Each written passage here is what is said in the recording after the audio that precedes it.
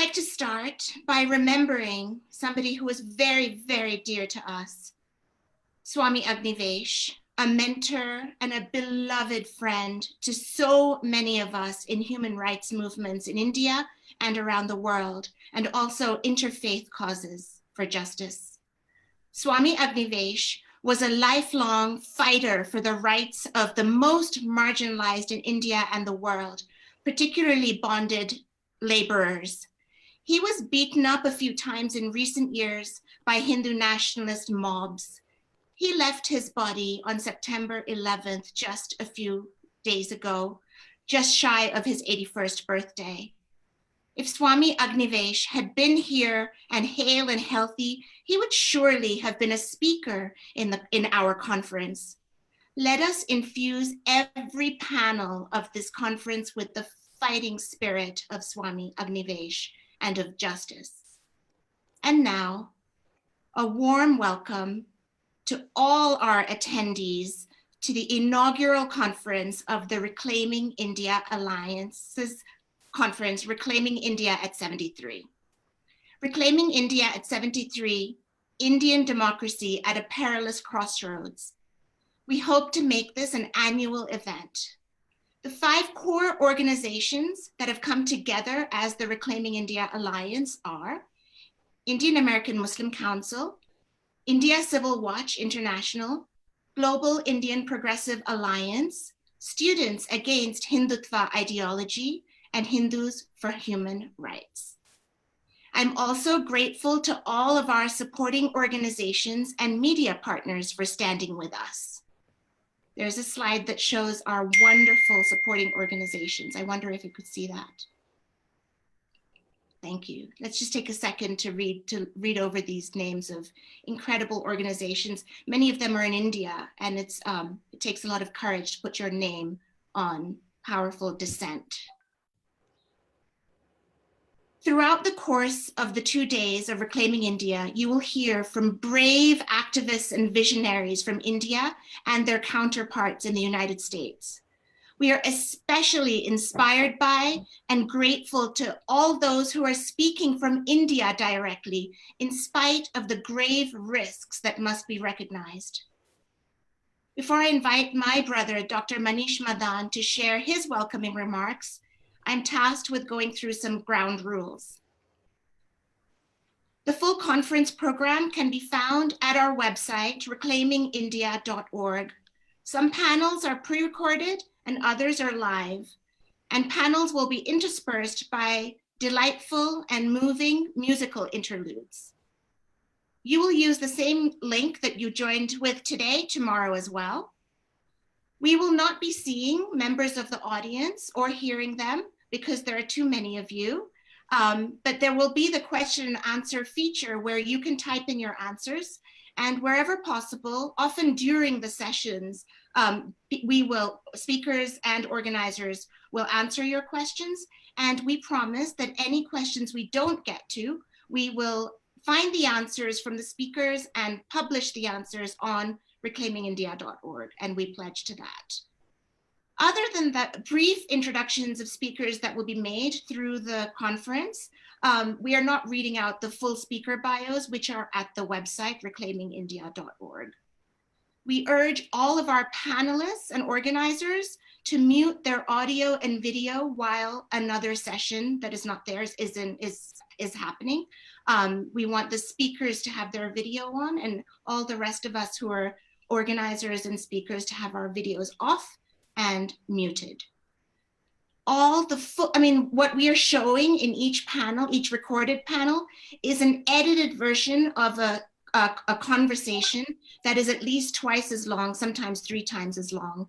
And we will be showing the full conversations in the weeks to come. So please look out on the various Reclaiming India platforms for the schedule of those screenings. These conversations have been incredible, and I invite all of you and urge all of you to join us for those briefings, those broadcastings. So now I just want to welcome everybody again and pass the mic to Dr. Manish Madan of Global Indian Progressive Alliance. Again, welcome everybody to Reclaiming India at 73. Good morning, friends. Am I audible? Am I clear? Is my audio clear? Yes. All right. Good morning, friends. Before I say a word, I like to draw a 20-second moment of silence in the memory of all victims of rape, murder, and sexual violence in India. Also remembering the most recent horrific incident that happened in Hathras, Uttar Pradesh. As I ask you to go into that moment of silence, I also want you to remember the father of our nation, whose birth anniversary we celebrated yesterday, and ask yourself, are we living in Gandhi's India anymore? And what are we going to do to stop this menace of violence against women in India? The 20 seconds starts now.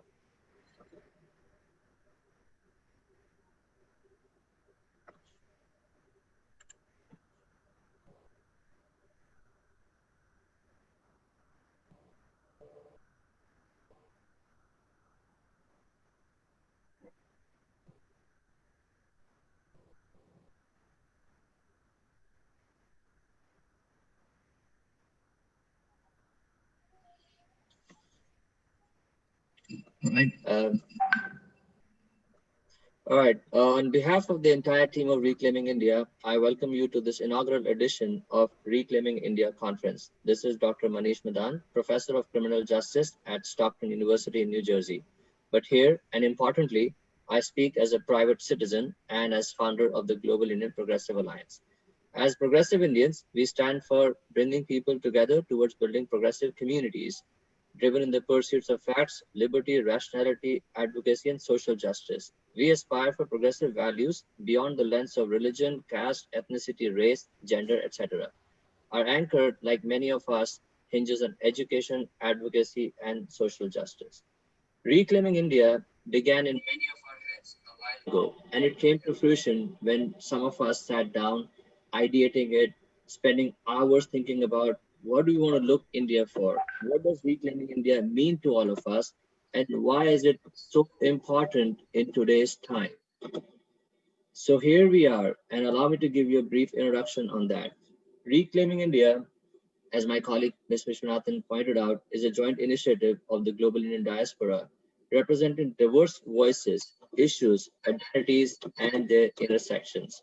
We have strong roots in the country of our origin, and we all stand by the Constitution of India. We are also committed to India's foundational values and preserving towards building a democratic, plural, and progressive India. We do so by adding a united voice of the Indian diaspora in support of our brothers and sisters in India who are on the front lines of defending India's secular constitution. With our exposure and global lens grounded in Indian values of brotherhood and unity and diversity, we want to see India as a forward-looking nation where each and every member of the community has an equal opportunity to grow and succeed, irrespective of their religion, ethnicity, caste, gender, sexual orientation, social and economic classes. This diaspora coalition is a growing body with its roots today in all continents and countries and has emerged as an umbrella for many voices. Voices that all say in unison that India must grow out and meet the expectation of its people.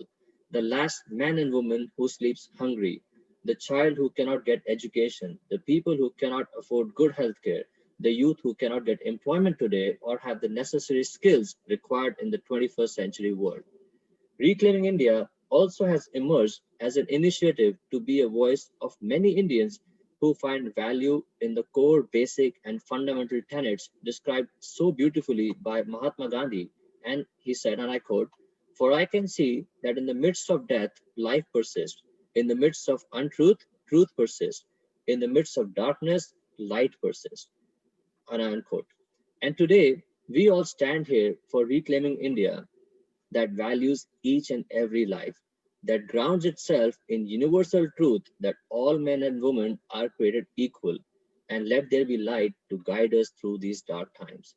While this is an inaugural conference post-COVID pandemic, we hope many of you will join us in a physical space in the subsequent years where we talk about issues that matter and that should matter to India. For example, India is today ranked as the most dangerous country for women per Reuters study. We have about 30% of our world's hungry population who cannot afford 3 square meals a day. None of our educational institutions appear in top 300 institutions across the globe. We rank at 102nd, much behind our neighbors when it comes to our hungry population. Our healthcare is ranked dismally at 145 rank out of 180 some countries. So while our long-term goals as this global and diaspora alliance is to bring this narrative at the forefront and make meaningful and substantial changes to our country, for our beautiful people deserve much more from the polity and the governance, far more than a single point communal agenda and misguided policies of people in power today. We have worked very hard to create some very interesting panels cutting across different themes on both days and are grateful for each prominent member who have joined us from India to kickstart this inaugural conversation. Each panel has an action item that we hope that many of our viewers will pursue and take it upon themselves as the cause on behalf of Reclaiming India. The conference will also conclude with an extra innings where we will discuss the political future of India beyond the high teas and the railway platforms. What we do is out of love and passion for our country and a deep desire that our country must grow and our people must progress together, notwithstanding their race, religion, caste, sexual orientation, etc. So while in closing, there is no question that India belongs to one of the greatest civilizations, but let us not forget that we must work together to keep it moving forward, to keep it great, and as a forward-looking nation. And therefore, we invite you to this long journey ahead of us. Welcome aboard. Over to Rashid.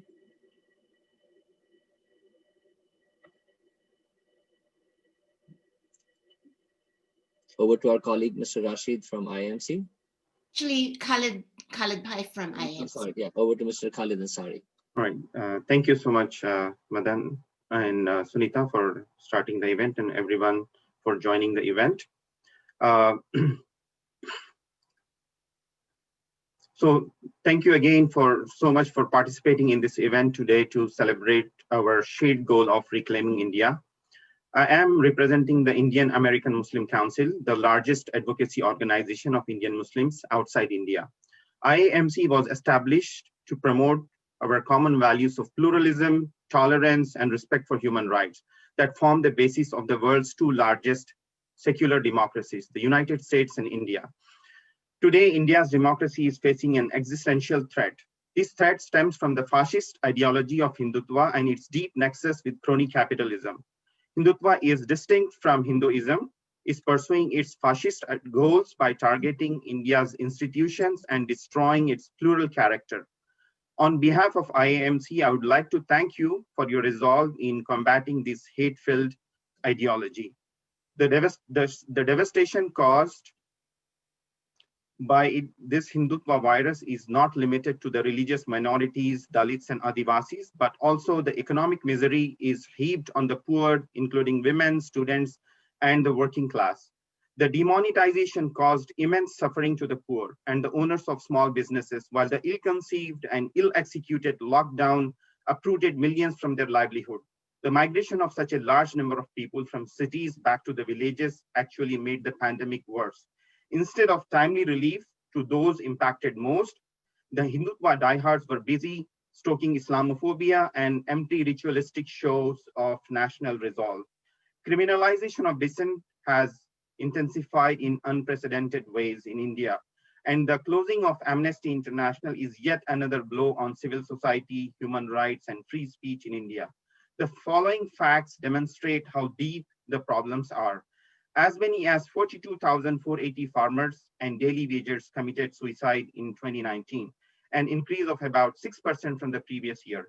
At least 10 Dalit women are raped every day in India. On an annual basis, at least 3,500 Dalit women are raped across India, a third of which are from Rajasthan and Uttar Pradesh.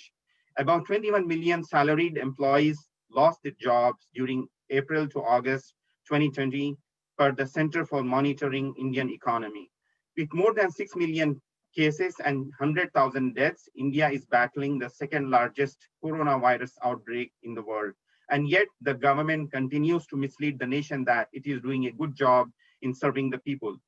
There is an urgent need for the global diaspora community to unite, speak up, and rescue Indian democracy from Hindutva fascism and crony capitalism. Thank you once again for your time and efforts. By working together for this common cause, we can and we will come true. We will see come true the idea of India as envisioned by Gandhi, Nehru, Ambedkar, and Azad. Thank you, and I now invite Dr. Roja Singh.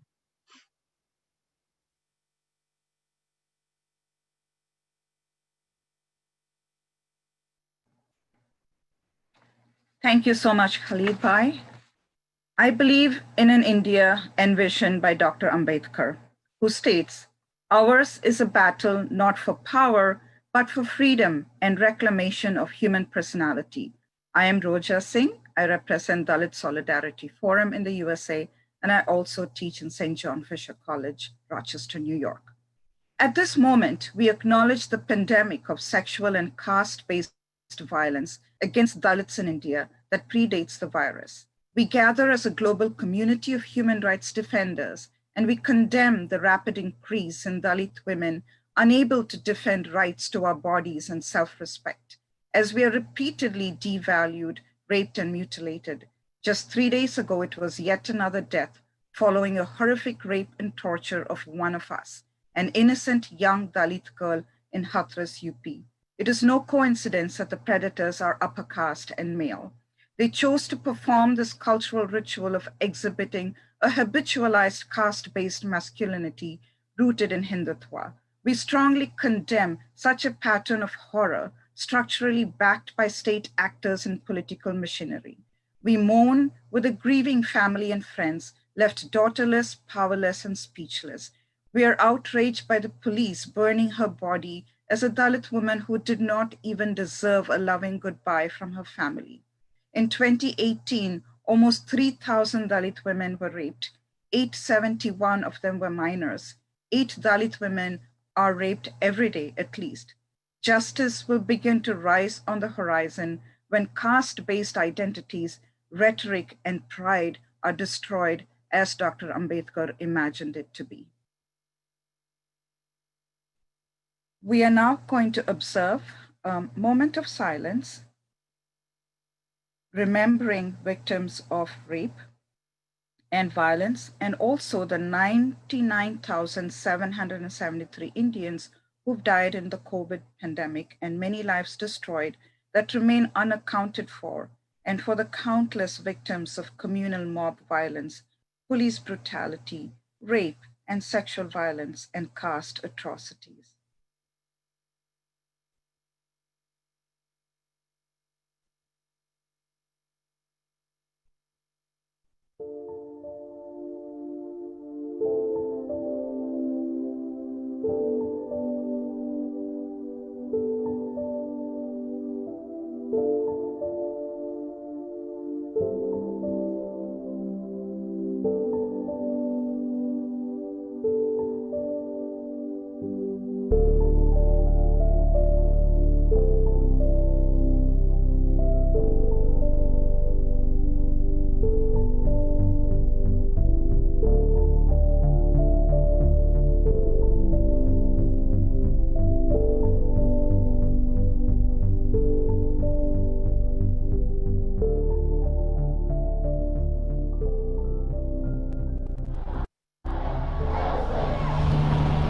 George Floyd.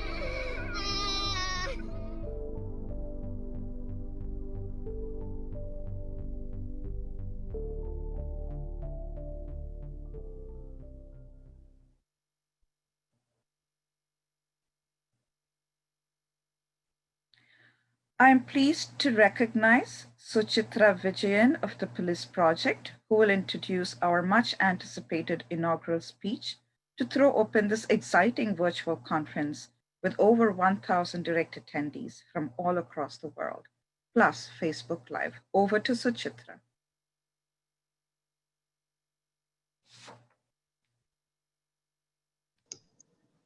Can you hear me? Yep, you're good. I want to thank the organizers of this event before I introduce Mr. Guha. Reclaiming India is an ambitious title and one that raises far more questions than it answers. What India are we talking about and what are we reclaiming? The range of speakers, interlocutors, and scholars who will be speaking over the next 2 days is a testament to the kind of ambitious project the organizers are trying to pull off. Bring together diverse voices to disagree, articulate, and think. Today, I'm tasked with introducing and later responding and engaging with Mr. Ramchandra Guha.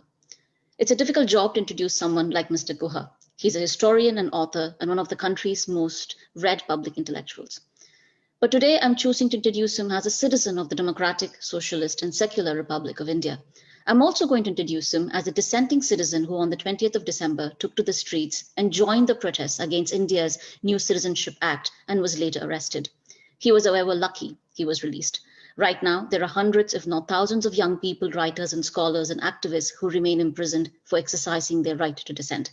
So today, like many Indians, I thank Mr. Guha for using his enormous platform to talk about the social realities of the present. Today, I look forward to listening to Mr. Guha discuss the Modi regime and the destruction of India. Mr. Guha, the stage is yours. Thank you, Sujitra. Thank you all for being here, and thank you particularly to the organizers of this event. It's a great privilege to be speaking at the Reclaiming India conference. Now, like many of you, I get up in the morning and scan the news,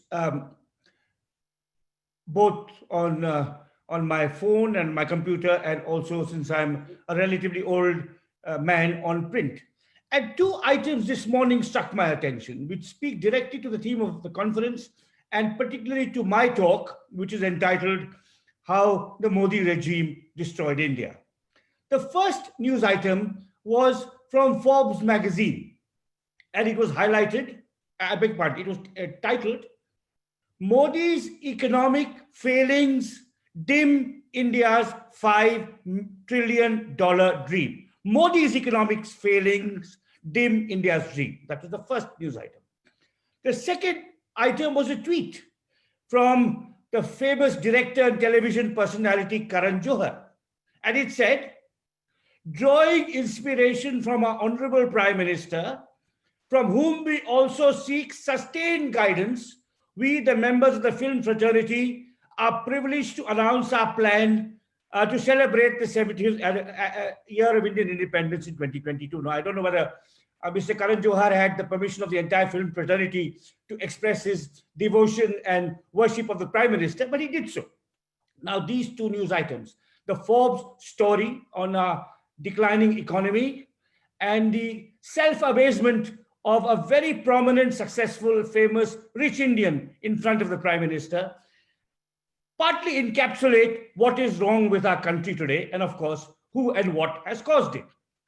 The Forbes article documents in detail the Modi regime's economic destruction. I quote, as Prime Minister, Modi has been unable to manage an economy veering into trouble.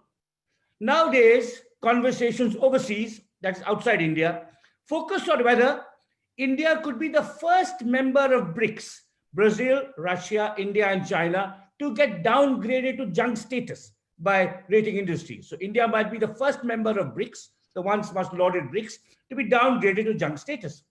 With consumption, exports, private investment, and other key growth engines spluttering, it is now clear how Modi plans to stabilize the economy. Now, an earlier speaker talked about some of the absolutely disastrous economic policies of the Modi regime, demonetization being one, the unplanned, arbitrary, and premature lockdown, which led to enormous amounts of suffering earlier this year, being the second. But it's also to do with Narendra Modi's, the economic destruction of India that Modi has oversawn, in fact, you could even say directed and orchestrated, has to do with the capture and destruction of Indian institutions. The Forbes article talks of the Reserve Bank of India, which was one of the few Indian institutions that had been sturdily independent in earlier regimes. But there's also the Election Commission, the investigative agencies, even the Supreme Court. As I wrote recently in an article in the Indian Express, the Supreme Court is in danger of becoming a collaborationist court. the fact that it has not yet heard habeas corpus petitions of democratic leaders in Kashmir, that children in Kashmir don't have access to the internet. Everyone else does in India. But 1 year after the abrogation of Article 370, they don't have access to the internet, only to 2G, and I don't know how they're going to study with that kind of access. The Supreme Court has not even heard the constitutional case on the Civil Citizenship Amendment Act, nor on Article 370. So there's the destruction of the economy, there's the steady emasculation of the institutions, and the current Johar court shows in many ways the degradation of India's democratic ethos itself. Fear of vengeance and retribution has silenced our most famous and successful people. And this is, I think, a striking, a substantial difference from the situation in the United States, where you also have a demagogue in power whose intentions, hopefully not for much longer, but he's been in power for the last 4 years, who wants to destroy institutions, who has had a huge negative impact on the social fabric, who has created a cult of personality around himself. But successful Americans stand up against him. Brave sports icons, African American, as well as from other communities, have publicly protested against him. Famous actors have spoken out. Some entrepreneurs have spoken out. You'll recall when there was the ban on immigration from 6 Muslim countries, the CEOs of Microsoft, Google, and so on talked about it. This is inconceivable in India. The more famous, the more successful, the wealthier the Indian, the more cravenly submissive and sycophantic you have to be. And Baba Sahib Ambedkar, in his last speech to the Constituent Assembly, famously warned Indians against hero worship. He said, Bhakti in religion is a route to the salvation of, maybe a route to the salvation of the soul, but Bhakti in politics is a route to eventual dictatorship. And Ambedkar continued in that speech. He said, however much an individual's contributions to a society, do not lay down your liberties at his feet. Now, we Indians disregarded his caution and his warning when we laid down our liberties at the feet of Indira Gandhi. A period when I was a college student and have some memories of, also a period I've later studied as a historian. But Narendra Modi is Indira Gandhi on steroids. In his vindictiveness, his policies of retribution, his disregard of expert advice, his emasculation of public institutions, and in the creation of the personality cult around himself. It's astonishing. It may even be the greatest personality cult in history, greater than any personality cult created even in a communist dictatorship. So you have the destruction of the economy. You have the degradation of our public institutions. You have, the impoverishment of our democratic ethos itself. There are many other examples I could give. If you take, the example of PM Cares, a wholly illegal public fund created by the Prime Minister, where thousands of crores have been collected, and again through threats and intimidation. Public sector institutions have been forced to give money. Every employee of a public university has had to contribute, whether they like it or not. And there's absolutely no transparency about how the money is used. And the astonishing thing is that the Supreme Court also has not asked, for any sort of transparency. So what we're seeing is a steady, systematic degradation, emasculation, weakening of the institutions that act as a check and balance to democracy. Democracy is about more than elections. Some years ago, shortly before Narendra Modi came to power, I described India as an election-only democracy, by which I meant a party comes to power, a leader is elected, and for the next 5 years, he or she is absolutely immune to public scrutiny. or largely immune to public scrutiny. This is true even in some of our states. Some of our states are also run in a relatively authoritarian manner. There's a centralization of power in the chief minister and his or her office. There is intimidation of the media. There's the summoning of public institutions. Civil servants and bureaucrats are appointed not on the basis of competence or domain expertise, but on the basis of loyalty to the leader. But Modi has taken it many steps further. I think this is important to recognize that the undermining of institutions, intermediate institutions, like the media, like the civil service, like the police, like the judiciary, like parliament, had started before Modi came. And had started before Modi came, but they've accelerated, deepened, become more dangerous, and had a much more devastating effect in the 6 years since Modi is in power. So the destruction of the economy is the fact that we've gone from one of the fastest growing countries in the world to fanciful claims that India and China will be the kind of growth engines of the 21st century, to having a negative growth rate of almost 24% in the last quarter, is largely attributed to Modi and his grossly mistaken policies.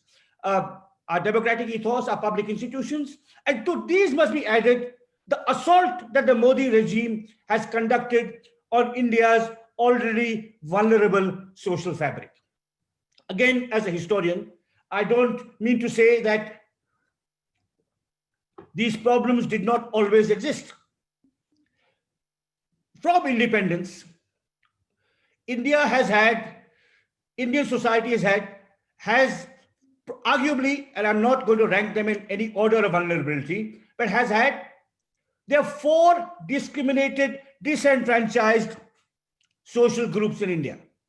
These are, as I said, in no particular order of importance, Dalits, Muslims, Adivasis, and women cutting across, but even women in upper caste homes and Hindu homes and urbanized homes face the burden of Indian patriarchy.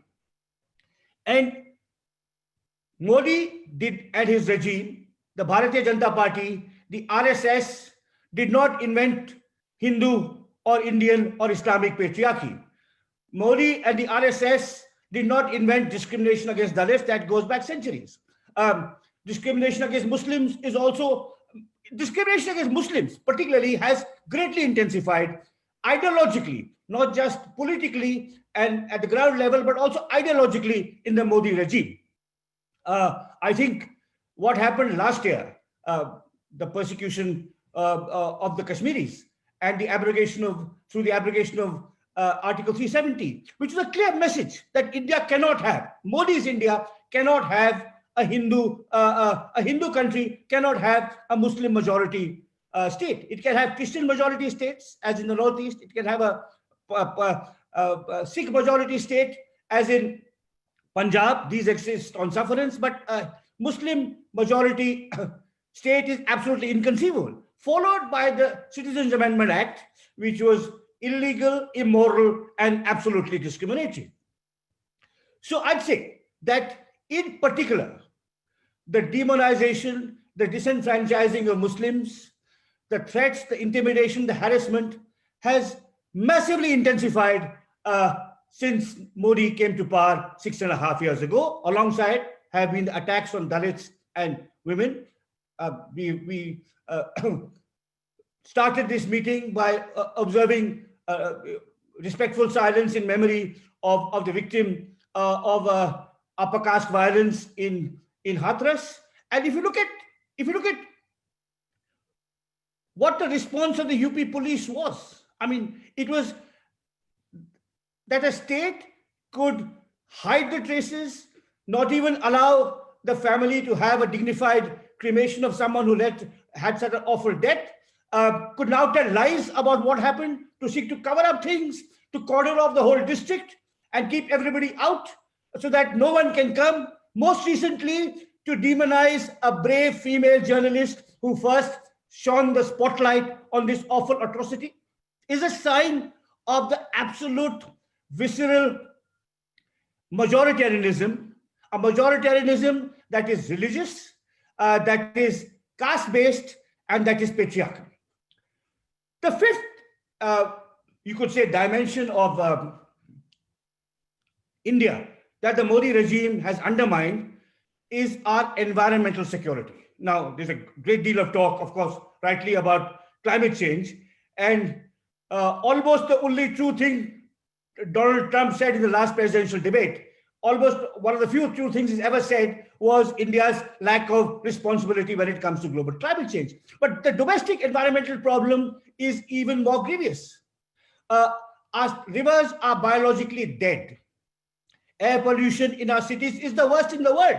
And Narendra Modi will not, even though he lives in Delhi, has done nothing in 6 years to set in motion the economic and technological transformations that are needed and that are available and that are relatively cost effective to bring down air pollution in Delhi, something that, an affliction that leads to millions of deaths over, in Delhi and otherwise. And under cover of the pandemic, we are seeing the devastation of, the absolute devastation of the forests of central India. There's some outstanding reporting by the brave and fiercely independent journalist Chitrangada Chaudhary on an Adani plant in central India, and the dispossession of the Adivasis and the destruction of millions and millions of old growth trees. And it's done under cover of the pandemic. So you have the economic failures of the Modi regime, and failure is too mild a word. The malign economic policies that have destroyed 30 years of economic growth, the fruits of 30 years of economic growth, the further emasculation of our public institutions, the corruption and corrosion of our democratic ethos, the attacks on minorities, Dalits, and women, and the destruction of the environment. That's 5 aspects of how Narendra Modi and his government have degraded and destroyed India. And finally, our place in the world, our place in the neighborhood, and our place in the world. Now, India lives in a complex, difficult, and challenging neighborhood. We have long-standing border disputes with Pakistan and China, and we have fought wars with both countries. And these disputes are complex and of long-standing. And in my book, India After Gandhi, I describe them in great detail. The deep animosities underlying it, and it's not easy to solve them. But we had great relations with Nepal. And this so-called Hindutva regime has destroyed amicable relations with a Hindu country in the neighborhood. Bangladesh, a country we helped bring into existence.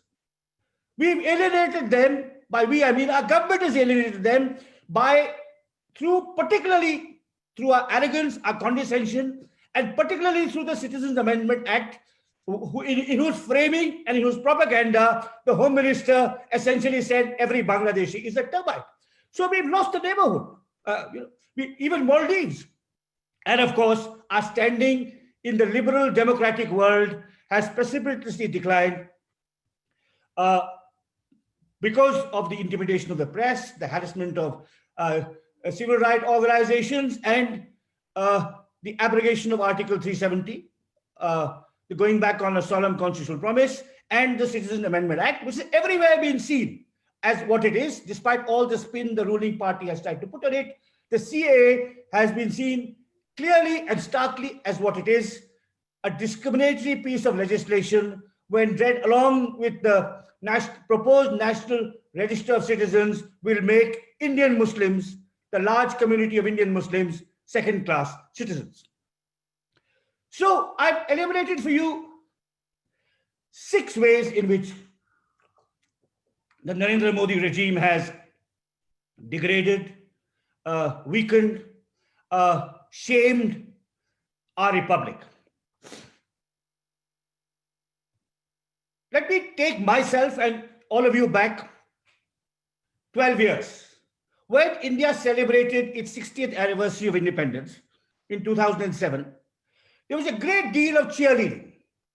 And the cheerleading was, you should say, led by people of the town where I live, Bangalore.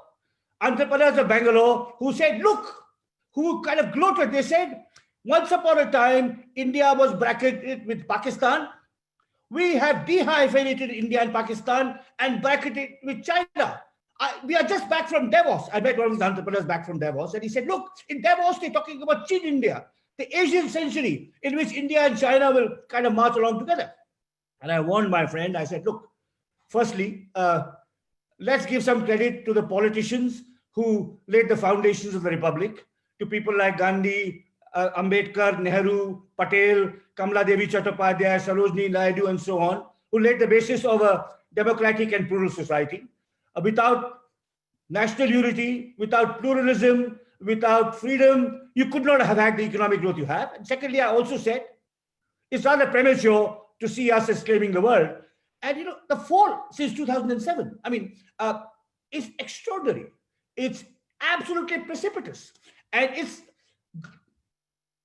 it tells you where we are today and where we were when Narendra Modi and his party took power 6.5 years ago. Now, I don't mean to say that Narendra Modi is the sole architect of this slide and this fall.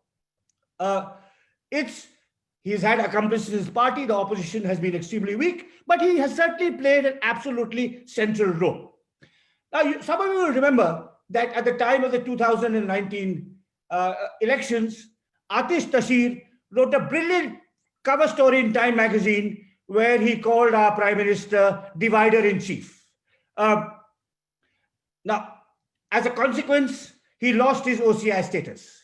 And I salute Atish for his intelligence, his sagacity, and his bravery. But I want to say to my friend Atish that in the 18 months that have passed since his original piece, he was somewhat euphemistic in his assessment of Narendra Modi. Narendra Modi is not merely the divider-in-chief, he is the destroyer-in-chief of the Republic of India. Thank you. Dr. Guha, thank you so much for that. What I'm going to do is I'm going to respond looking to the future and what we do. And as you laid out for the last 25 minutes, what you really did was, it was the proof of the existence of the monster is its victims. And what you did was lay out the various victims, which is institutional. The only things I would kind of add to that is the idea of data security, the idea of citizens of India being turned into subjects and then turned into mineable data who are then sold our absolute sense of what it means to be there. But I'm also going to put a few other questions. Why I know this event is called Reclaiming India, but I have publicly said this many times that I no longer believe that the Republic, while I also introduce you as a citizen, as an act of a citizen of the socialist, secular, democratic Republic of India, I worry that the democratic India that I was born in, the one that so many of you have written about and many others fought for, perhaps no longer exists, that the Hindu Rashtra is perhaps already here. So how you fight a Hindu Rashtra, a fascistic regime or an authoritarian regime is very different than how one fights a democracy. In a democracy, you can protest, you can take to the streets, dissent is not sedition. So how do you think one fights this many-headed monster? That's the first question I'm going to put to you. So it's a very important question and a very sharp and perceptive question. Let me answer it to begin with as a historian. The last time we experienced something like this was during the emergency, which I lived through as a college student, which I've studied. And what are the parallels and departures between now and the emergency? What offer us glimmerings of hope and what make us feel more despairing? Now, what offer us glimmerings of hope are that in the emergency, Indira Gandhi and her party controlled every single major state of India except Tamil Nadu, which soon they dismissed the government. So this control the whole country. Today, the BJP does not control large parts of South India and significant parts of Eastern India, and no longer Maharashtra after last year. So space for a pushback exists geographically, territorially, democratically in 5, 6, or 7 major states of the Republic. The second, difference between the emergency and now, which offers us a glimmering of hope, is the existence of social media. Now, social media has very pernicious, awful aspects to it, but it also allows the flow of information. What happened in Hathras? Indira Gandhi and Sanjay Gandhi could have stopped any transmission of news immediately. Now, we are here discussing it. All of you all over the world know what the barbaric nature of this regime because of brave journalists, reporters, and the amplification of their voice through social media. So those are two aspects in which the situation is slightly more hopeful than the emergency. But there are also other aspects in which it is much less hopeful. And I'd just give you three. One is that there is no coordinated opposition. And I must say this bluntly. One of the differences between 1974-75, just before the emergency today, is Rahul Gandhi is not Jayaprakash Narayan.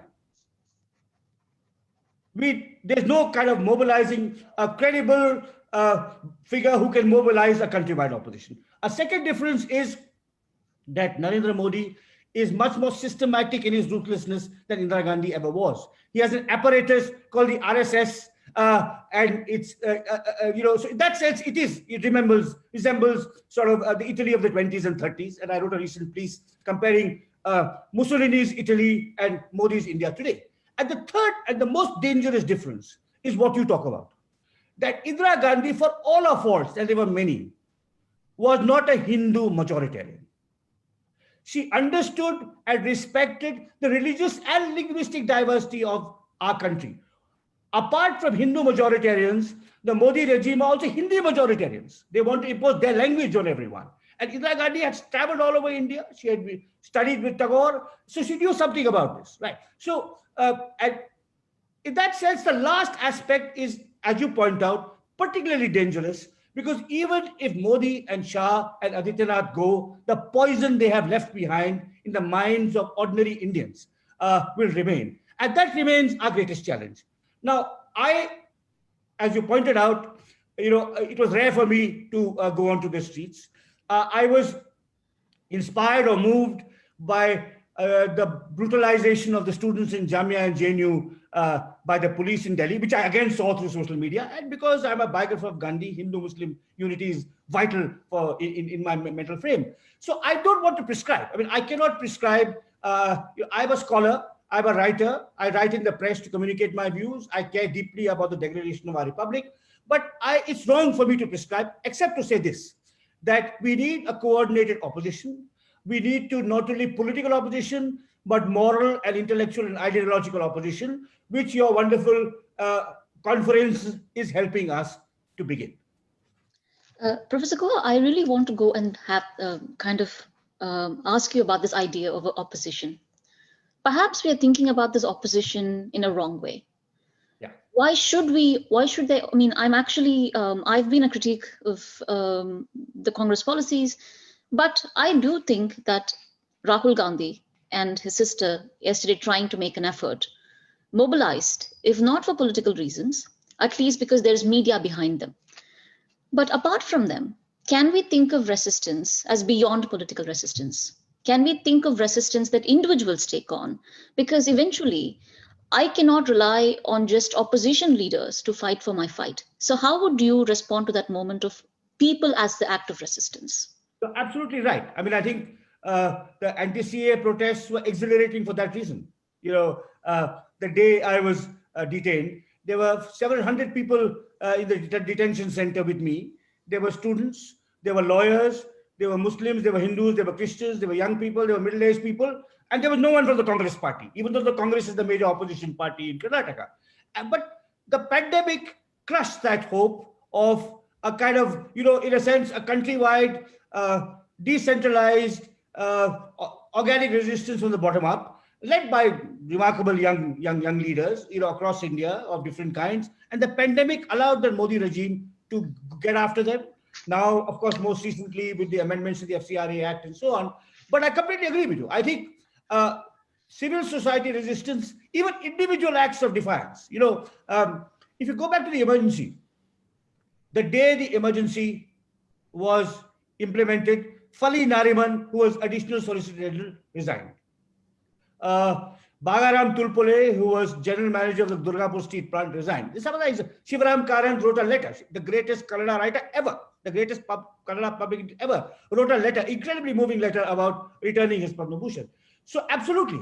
But because the reason why political parties are important, Suchitra, is because of how much the Modi regime has emasculated other institutions. You can't rely really on the media. You can't rely at all on the Supreme Court. And so politically, one has to defeat them at the ballot box also to begin the process of reclaiming India and then going on to rebuild India. Professor Guha, I think we are very close to the end of the time. So I'll just have a concluding remark and then a very short question. The question of electoral democracy. Having read about the series of consensus, whether it's the VVPATs not matching, the electoral bonds, the Election Commission of India, who's one of the most respected institutions, almost abdicating its responsibility, I fear that perhaps even that electoral system is so rigged that perhaps the elections is not for us, that we also have to think about other things.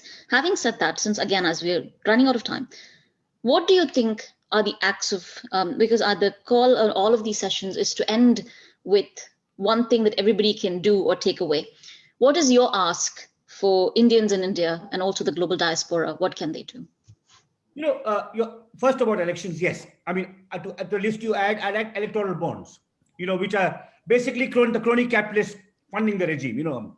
A friend of mine was joking, and most jokes today are bitter and satirical jokes, not jokes that you want to laugh about. Was joking that AAP is not the party of not the party of Kejriwal. It's the party of Modi and Shah, except that it's called Adani Ambani Party. That is AAP, and that's the opacity of the electoral process and all that's happening around us is that.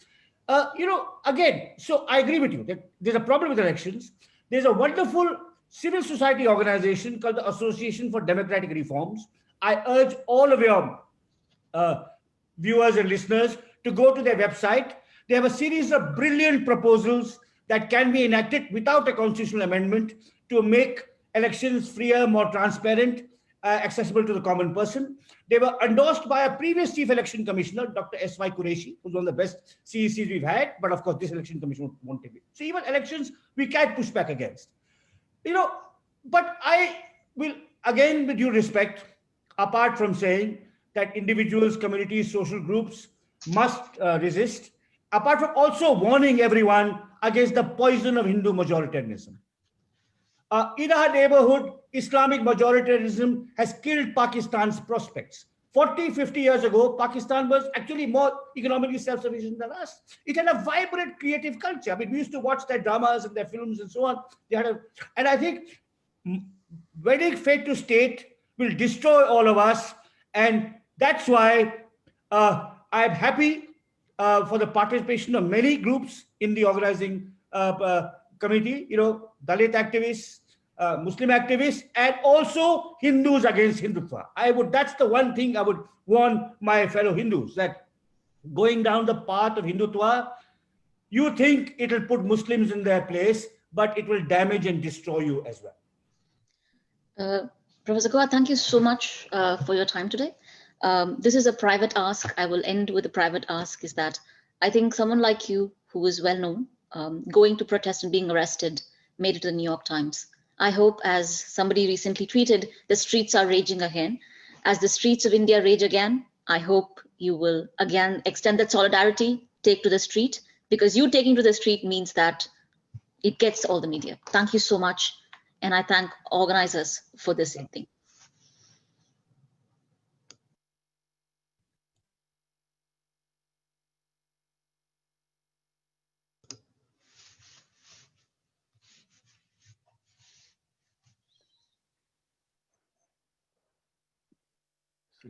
Suchitra, please continue.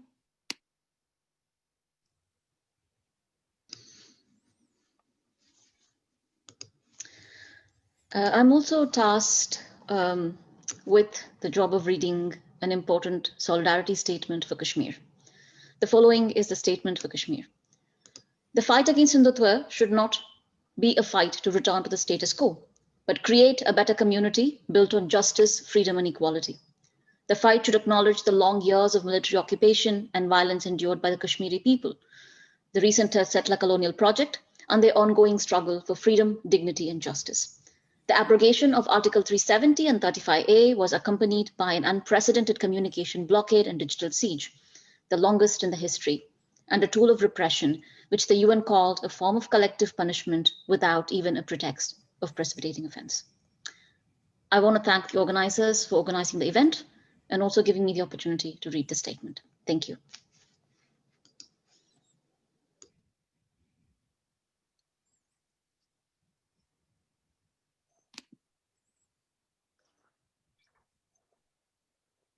Thank you, Suchitra. Thank you, Dr. Guha.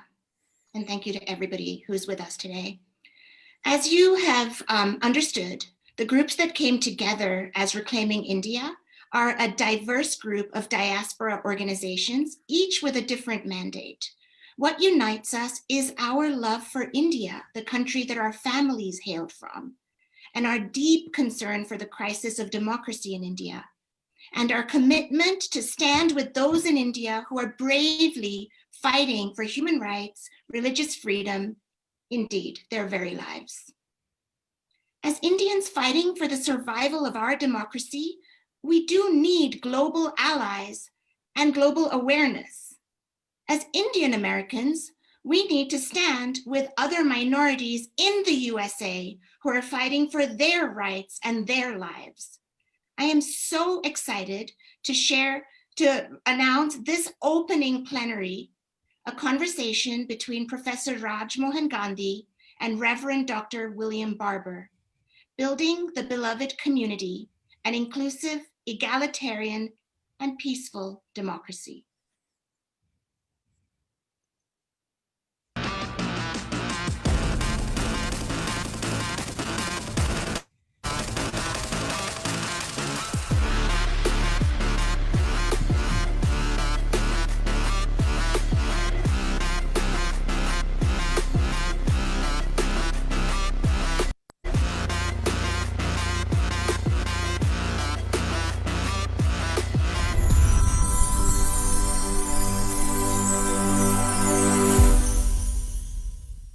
Namaste, everyone. I'm Sunita Vishwanath of Hindus for Human Rights. It is an incredible personal honor to introduce this opening plenary of the inaugural Reclaiming India conference. We are a coalition of Indian diaspora organizations with our hearts desirous of peace and justice in both our lands, both our homes. And I couldn't think of a better or more important conversation to ground the conversations we will present over these 2 days. Professor Raj Mohan Gandhi is a historian, a biographer, an educator, and a grandson of Mohandas Karamchand Gandhi. He is also an advisor to Hindus for Human Rights.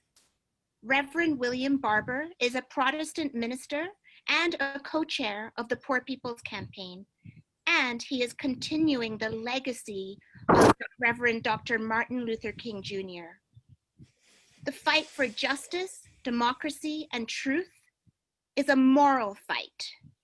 There is too much that is wrong in both countries: racism and anti-immigrant sentiment in the United States, Islamophobia and casteism in India, and a disregard for the lives of the poorest of the poor, and a scary religious nationalism in both countries. In India, we have a Hindu nationalist government, and we are careening towards the destruction of our democracy. We have asked Raj Mohan Ji and Reverend Barber to help us recalibrate our bearings, especially our moral bearings, our spiritual bearings, before we launch into the many panels and plenaries that make up our Reclaiming India conference, not to solve all our problems, but to point the way. Whether it is white people, Black people, Latinx people, and all others in the United States, or Hindus, Muslims, Dalits, Christians, and all others in India, the question is, how can ordinary citizens come together to change course towards a more just and compassionate democracy? And I request both our speakers to especially focus on how to work with the majority population when that largest segment of the population seems averse to the path of equal rights for all. I am honored to present Professor Rajmohan Gandhi and Reverend Dr. William Barber. As my dear sister was talking, I thinking about India, America. Here we are together today talking about justice. There's a scripture in the Bible that says, I think it's Psalm 133, how good and pleasant it is when brothers and sisters dwell together in unity. And then it goes on to describe it being like the morning dew and like being anointed as you would anoint a king, actually, interestingly enough. But it's this sense of there's something great about it. There's something holy about unity, particularly unity, not to be a mob, but unity to be a movement for justice. And then lastly, my morning scripture that I read every morning, because in some ways it connects me with all of the religions of the world, because it does not talk specifically about one historical figure, i.e. Jesus, but it talks about the Spirit. And we all have a relationship when we talk about the Spirit of God, if you will. Every religion has some concept of the Spirit of the divine. And in my tradition, it says, the Spirit of the Lord is upon me, for the Spirit has anointed me to preach good news to the poor, recovery of sight to the blind, deliverance to the captive, to set at liberty those who have been bruised.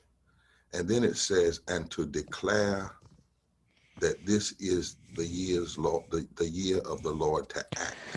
In other words, to declare the acceptable year of the Lord.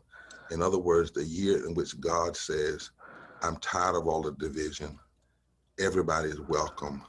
I'm going to put that witness in the earth again and again and again and again. So with all of that, I'm just so honored and humbled to be able to be here with you today.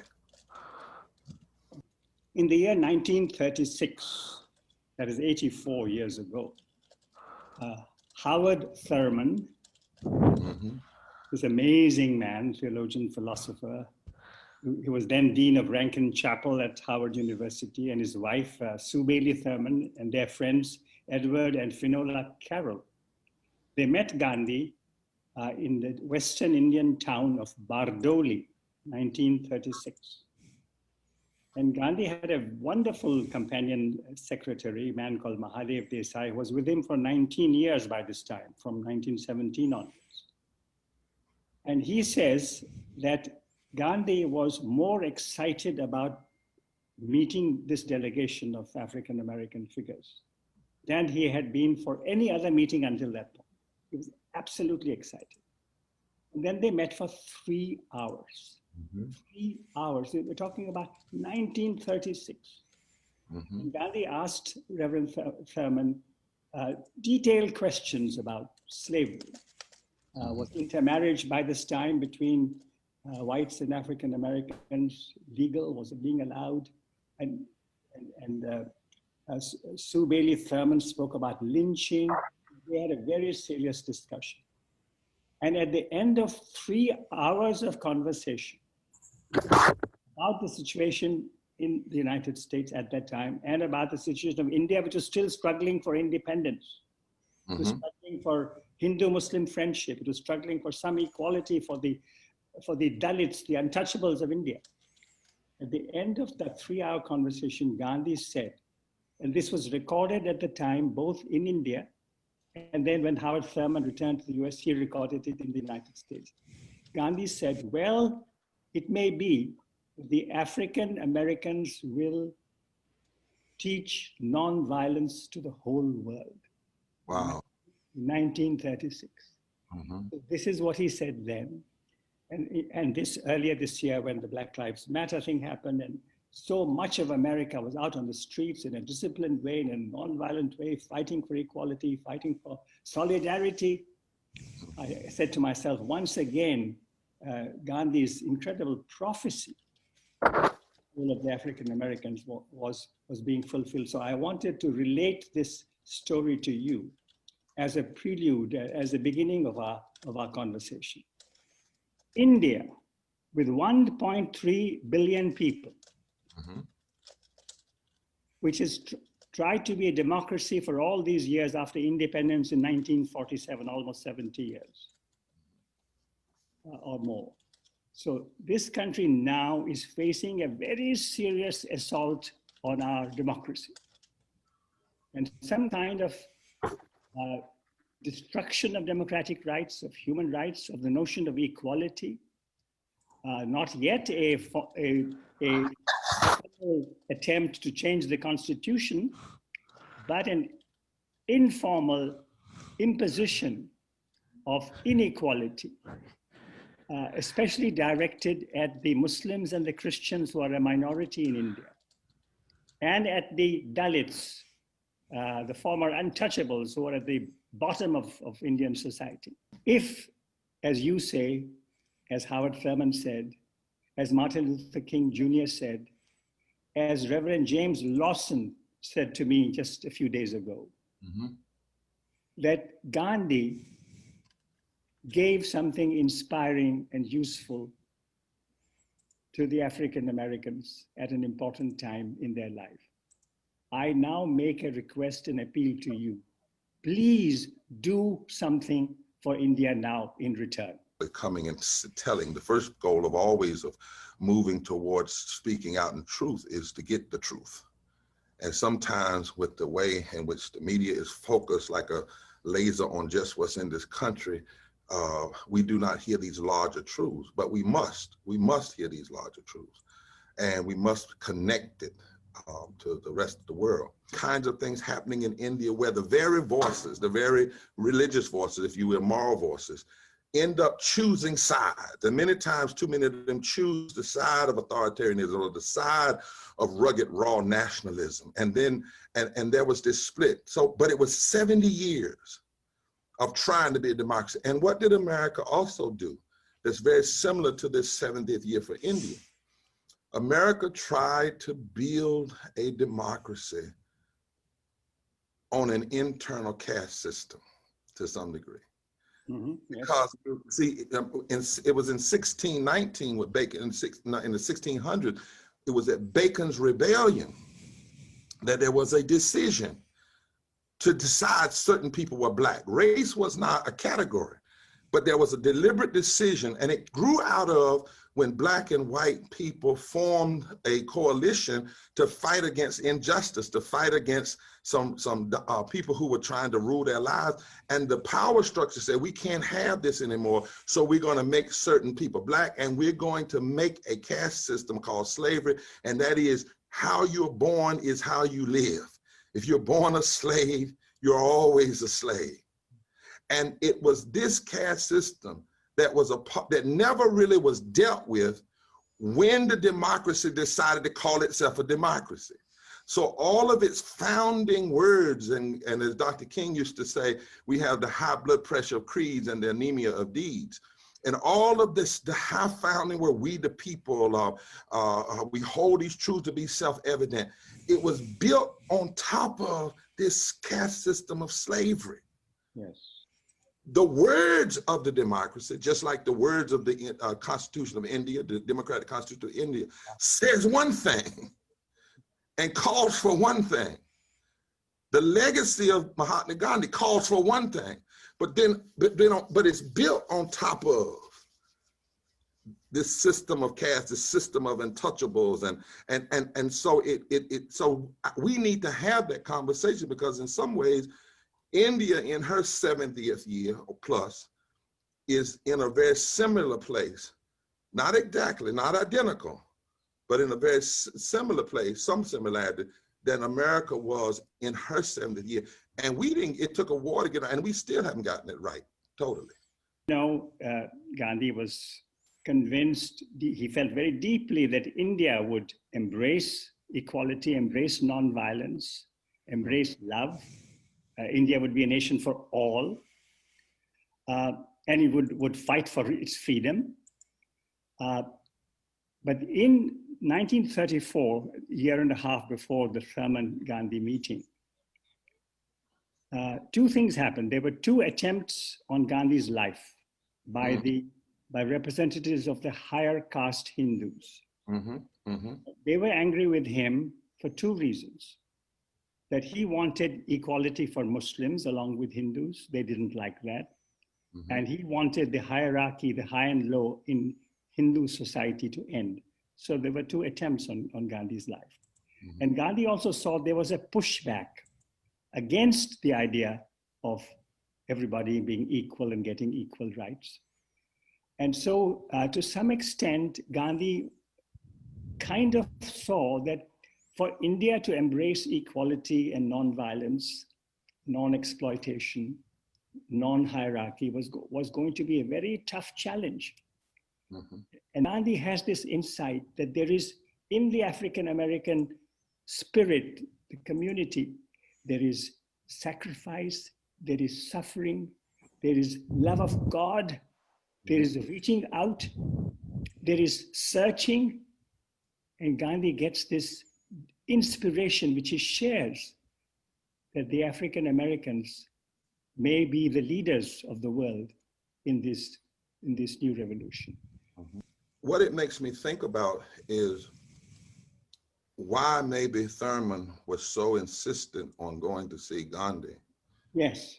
And why Mahatma Gandhi was so drawn to Thurman from the standpoint of the two groups of people in this history. And what I mean by that is, if Gandhi was talking about love and bringing together the Muslim and the Hindu and justice and humanity, even before the civil rights movement, the basis of the struggle for freedom in this country by African Americans had primarily been nonviolent, even in slavery. You know, Harriet Tubman stole slaves, she didn't kill slave masters.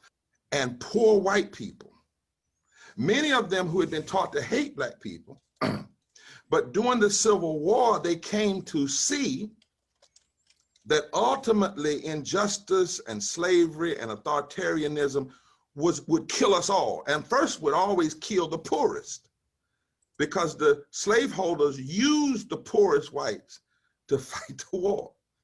Connection. Black, former slaves,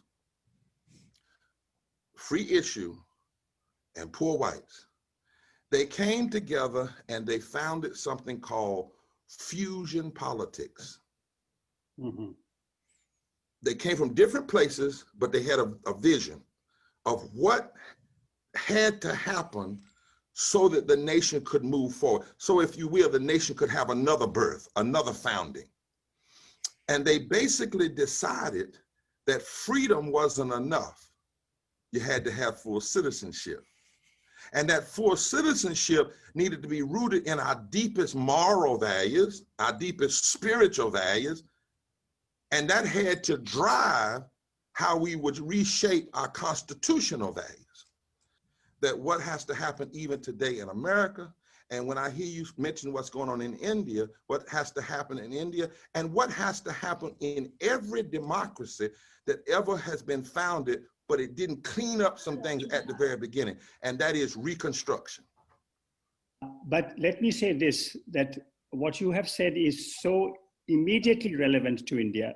These two ideas of fusion and reconstruction, I think these are utterly necessary in today's India.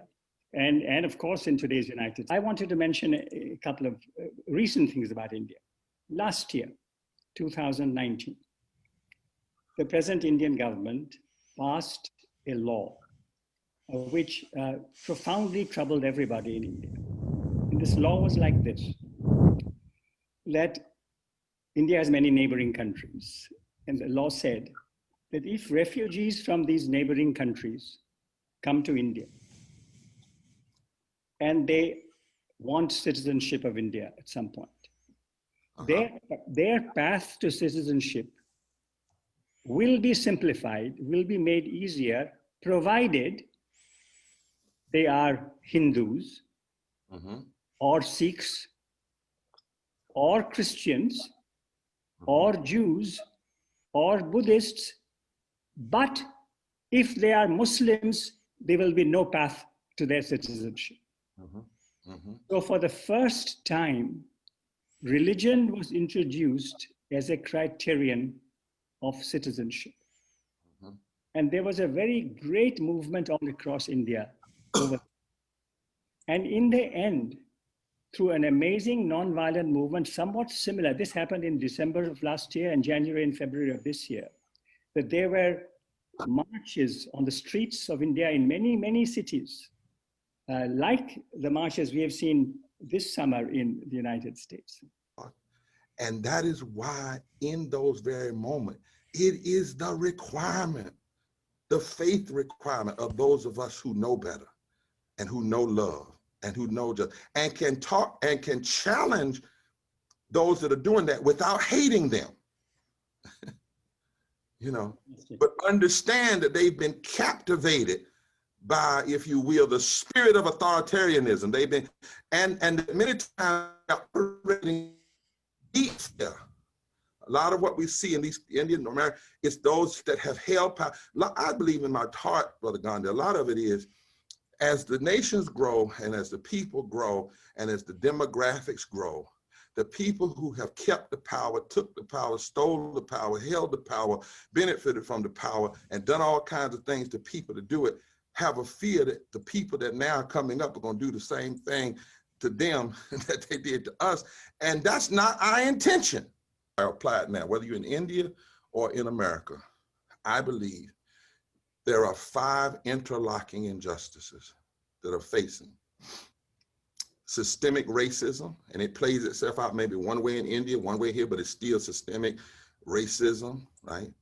Systemic poverty, ecological devastation and denial of basic health care to people of the world, the war economy, where the economy of war drives so many decisions, and then the false moral narrative of religious nationalism.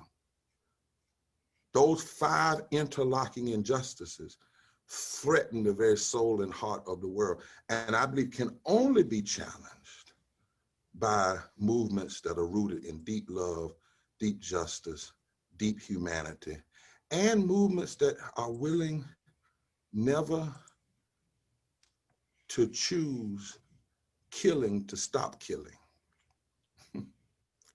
even if it costs you, and nonviolence in the world.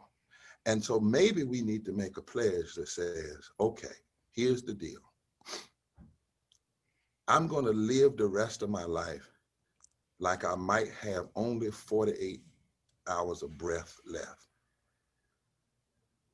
48 hours before I have to say, I can't breathe.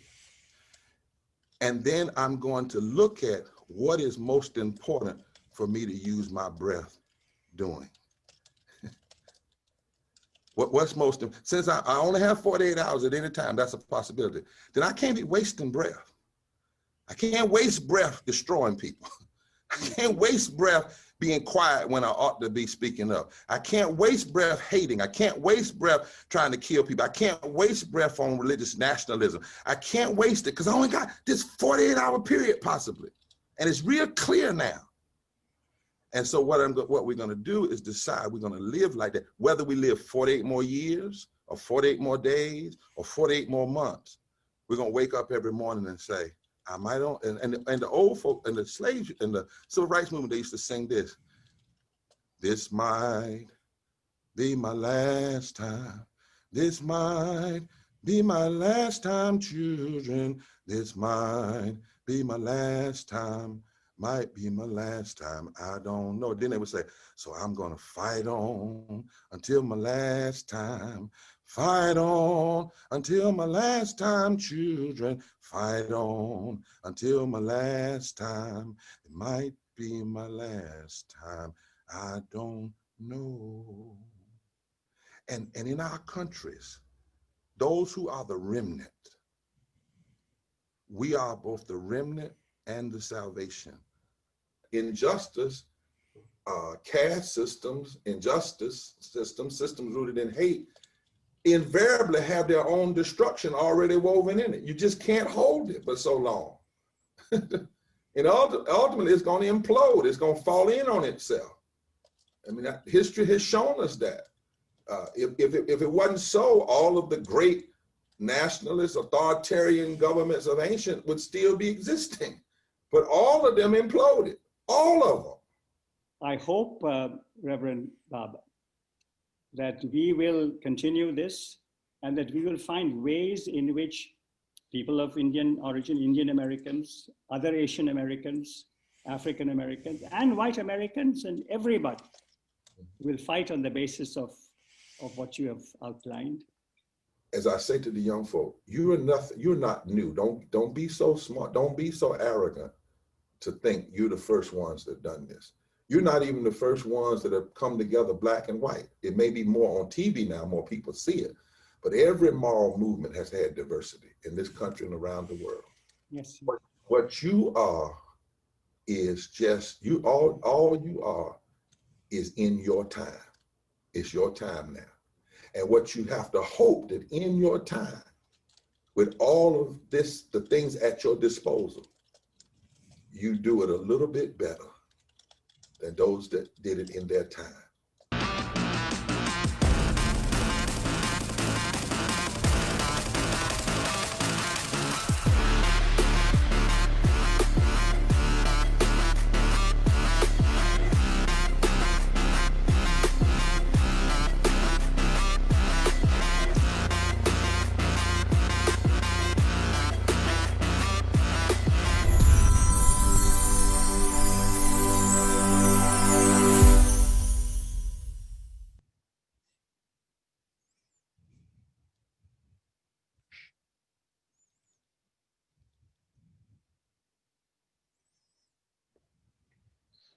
Sunita?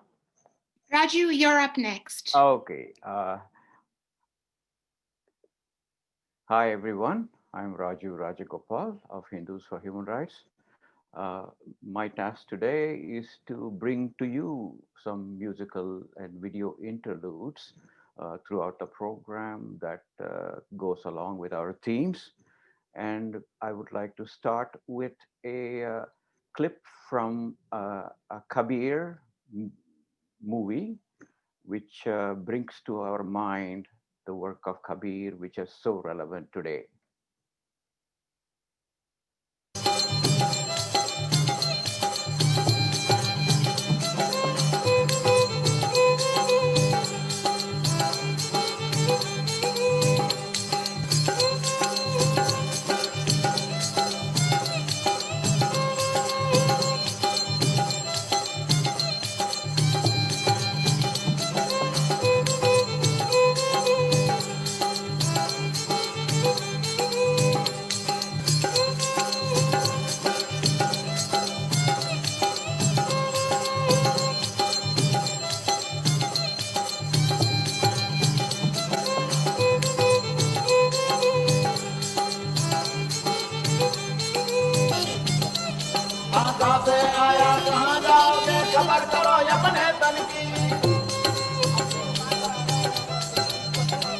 कोई सदगुरु मिले तो भेद बतावे, भूल जावे अंतर कीर्ति, ओहो भूल जावे अंतर कीर्ति।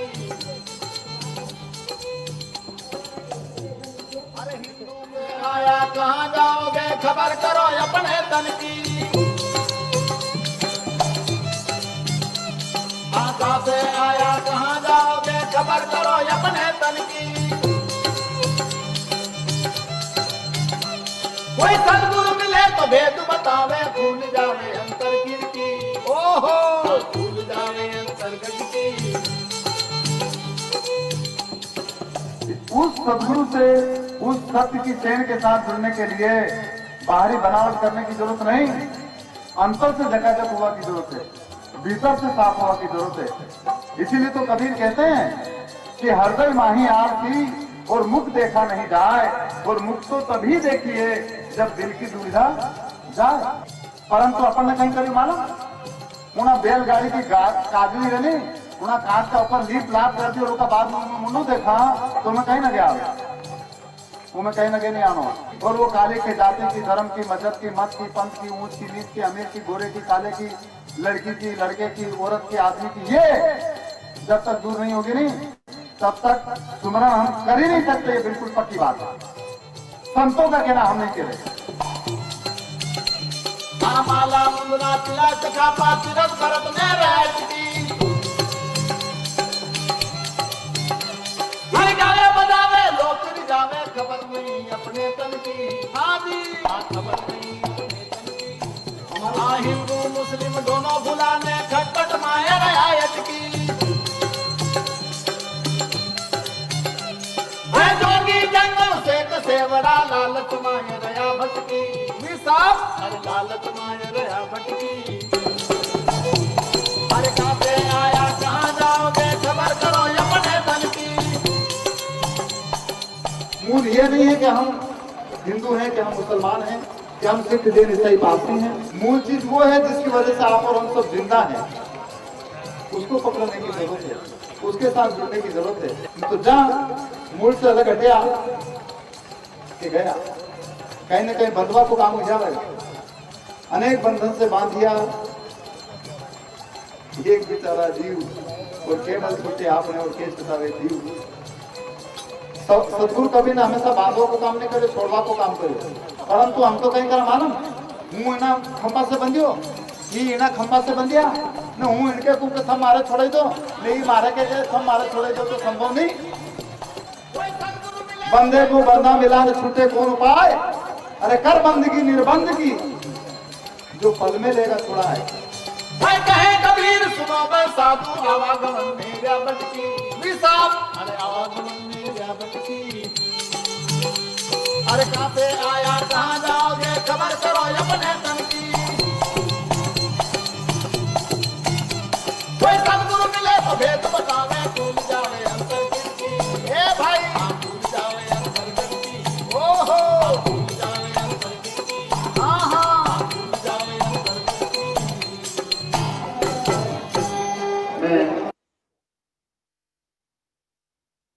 Thank you, Prahlad ji. Thank you, Shabnam Virmani. And thanks to Professor Linda Hess of Stanford for keeping the memories of Kabir alive in the US today.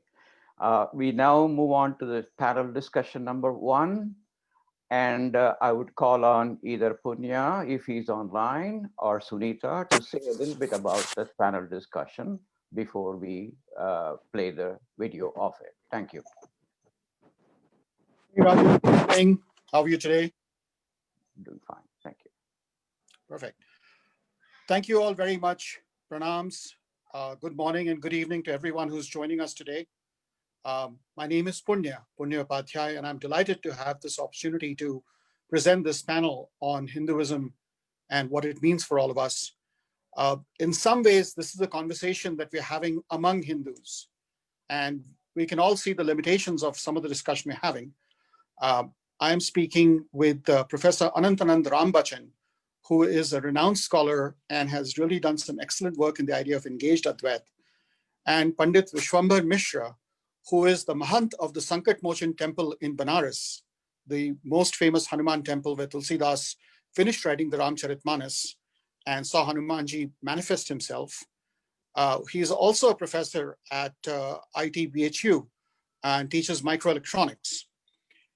For me, I'm an academic. I have been a strategy consultant, and I've spent the last 20 years doing seva at my guru's ashram here in Taos, New Mexico. The panel, of course, is limited. We are all men, all upper caste. And yet the discussion we're having on a creative and generous Hinduism is so important for our times that it was worth it to start the discussion and see how it'll unfold. So many of our friends and family believe that the only way to be a Hindu is to be angry and violent, to accept the agendas of those who distort our traditions, that Lord Siaram is not a god of love, but a god of war, although his war was only for a few days, and it's only a few pages in the whole of the Ramayana, the Ramcharitmanas, that Hanumanji is not first a singer, but is first a warrior and angry, that all our gods are gods of joy is what we believe, and our gods and goddesses bring us ways to think about both the beauty in our tradition, as well as all the things we need to work on to heal, renew, and replace, and replenish so that we can all together reclaim India. Thank you so much for joining us.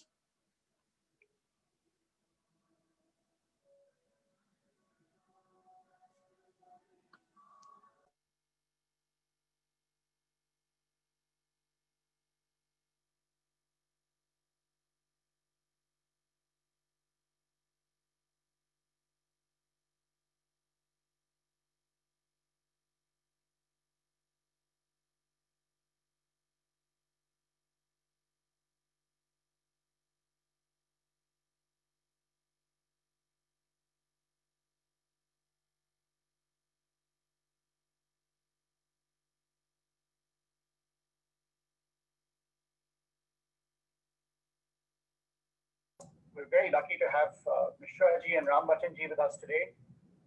We're going to be talking about Hinduism versus the ideas that some people have of Hindutva. And our discussion today is very lucky to have two such glorious personalities like Mishraji and Rambachanji with us. Mishraji, whom you can see on the screen, is a professor at ITBHU and has been one teaching microelectronics for a long time. And in the Indian tradition of having multiple hats and multiple personalities, he is also the Mahant of one of my favorite temples and probably one of the most important Hanuman temples in the world, the Sankat Mochan temple, where Tulsidas ji himself manifested Hanumanji many, many days ago. His family has been the Mahant there for over 14 generations now. You're the 14th generation, Raji? And they have a long history of both social, secular, and spiritual inquiry that is going to be helping us and guiding us today. And we also have from the US, so Mishraji is coming to us from Banaras, and from the US we have Professor Anantran Rambachanji, who is originally from Trinidad and Tobago and has been teaching in the US for a long time. He has a very active practice around very vital understanding of non-duality as a practice that is very alive and very progressive, and is well-known, well-renowned teacher and author with multiple books, really looking at an active liberation in the world, and has, for example, hosted a BBC series that has been translated into multiple languages and spread out over 25 sessions. So he's been a teacher both at university and globally for a while. And we're very lucky to have both of you here with us today to talk about this important topic and this important discussion. So there's a broader pattern, if you will, of Hinduism across thousands of years, where although we have such great gifts and capabilities and wisdom, we also have a history of mistakes and of sorrow, of pain. In very broad terms, I'd say that there is an issue around, if you will, caste. So I think that the first thing that I want to say on this is that we have to recognize that as Hindus, as human beings, we are flawed human beings. We are capable also, we must not so idealize our community or our past to represent ourselves as perfect. We must acknowledge our capacity for inhumanity, our capacity for injustice, and our capacity also for oppression. We carry the guilt of that history as Hindus. So we must start by acknowledging what I say, the humanity, the injustice, the oppression of this system, this hierarchical system.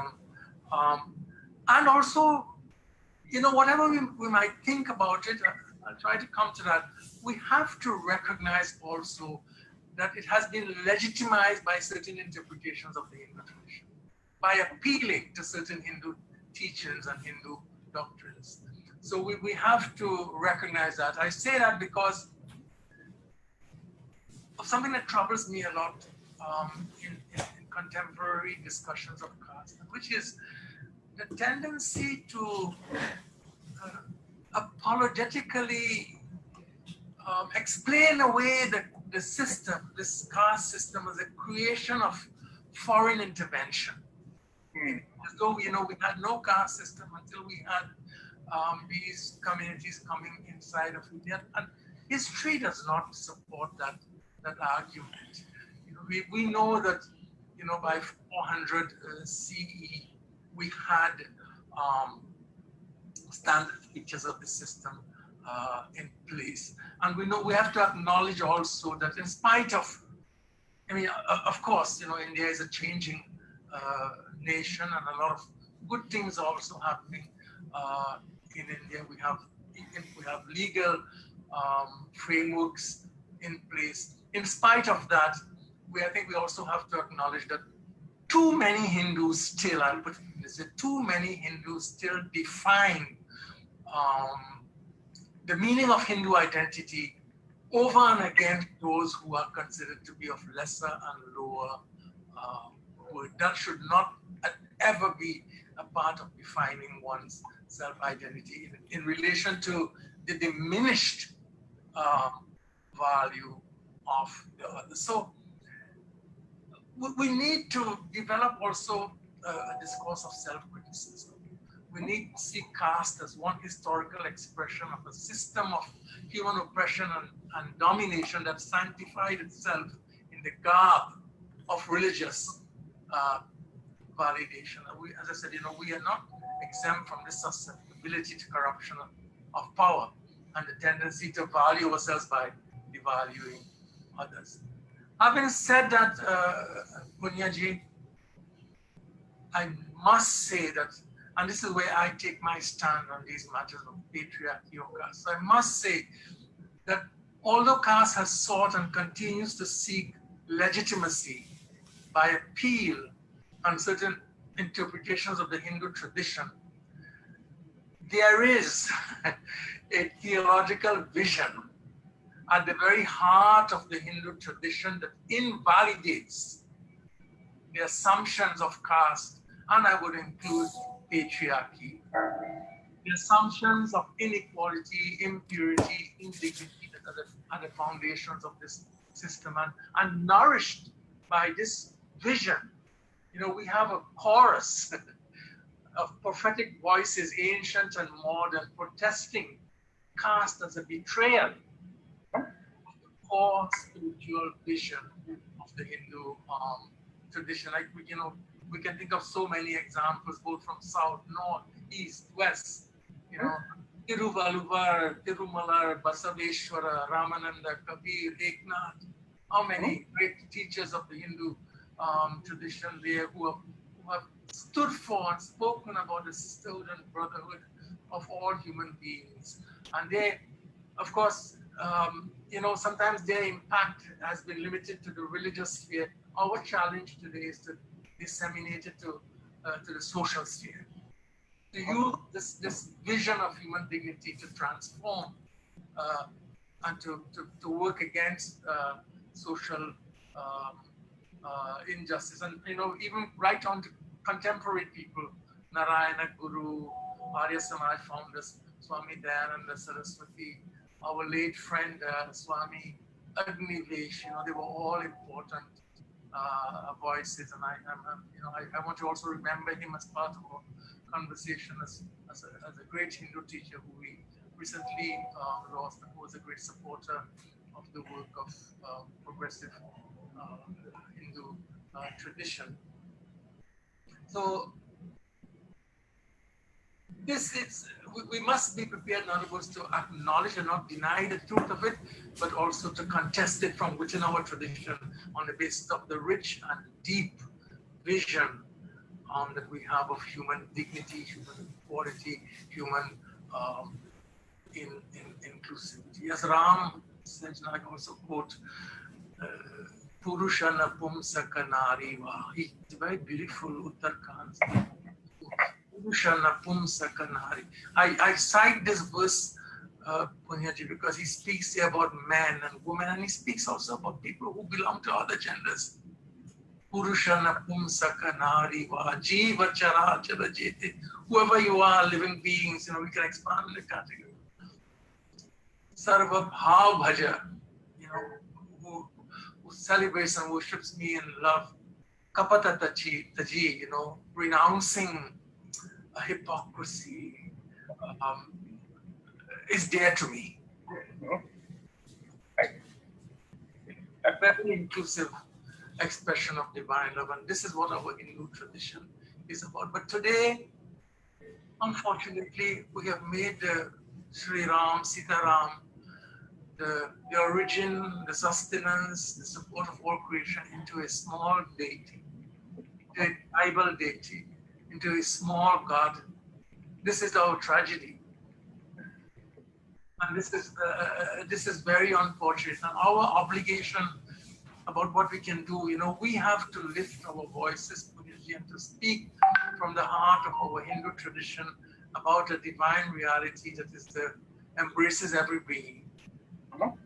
And in that embrace, the words and value and dignity of every being is affirmed. Sri Ram is not the God of Hindus. Sri Ram is the God of all humanity. Let us not make Sri Ram into a small God of a Hindu tribe. That is, and that will always be a great tragedy if we did that. One thing I've liked about Sankat Mochan, about my guru's ashram here, or one of my favorite temples in the world is Kedarnath, right? And Shankar Suvan Kesari Nandan, that is one of Hanumanji's names, is that there is an acceptance of everybody, right? There's a way in which people come together. And at the same time, there is the fact there are people who choose to act bad. There are people who, create violence. There's ongoing violence within the streets of India in the name of Sri Ram, or, there were people who were rioting in Delhi and they were chanting the Hanuman Chalisa, which was very hard for me when I heard that.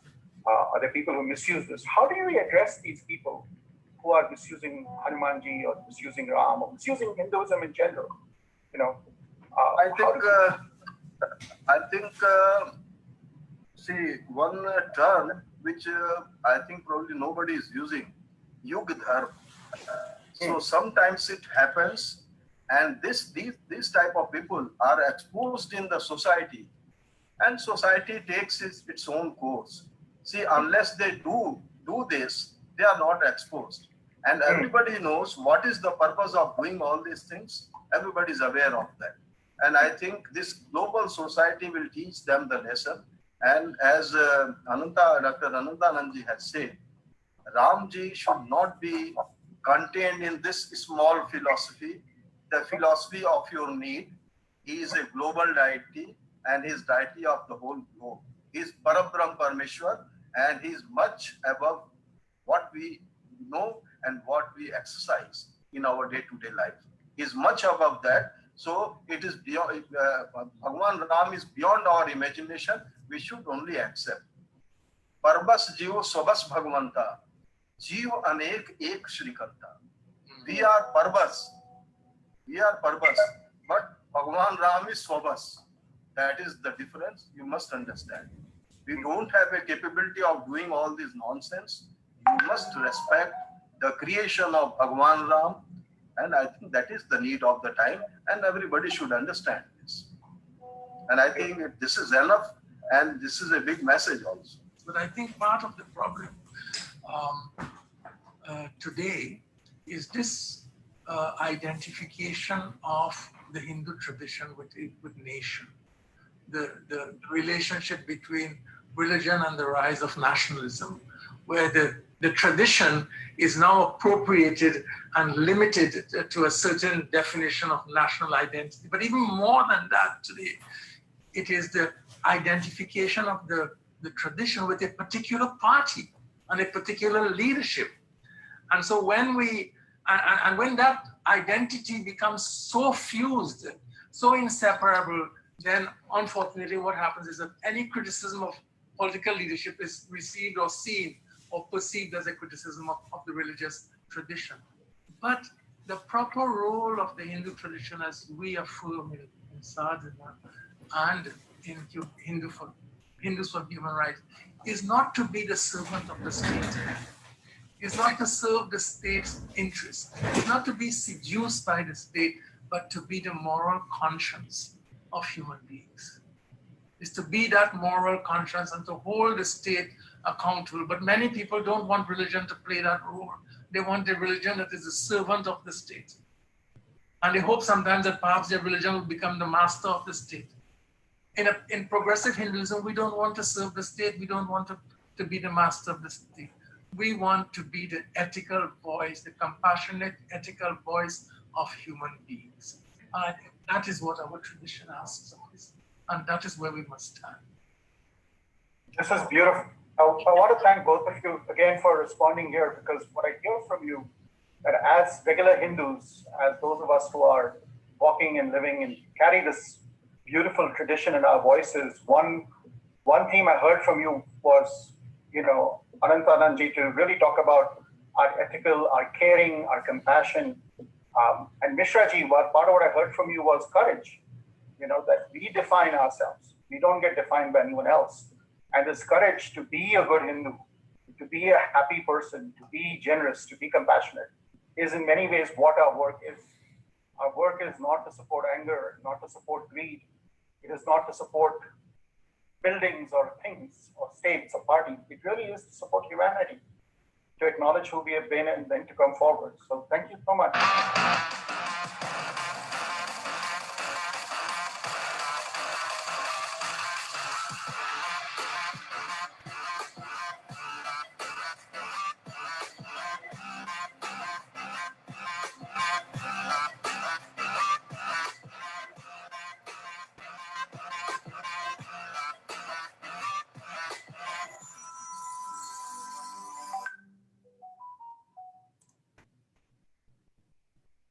Thank you.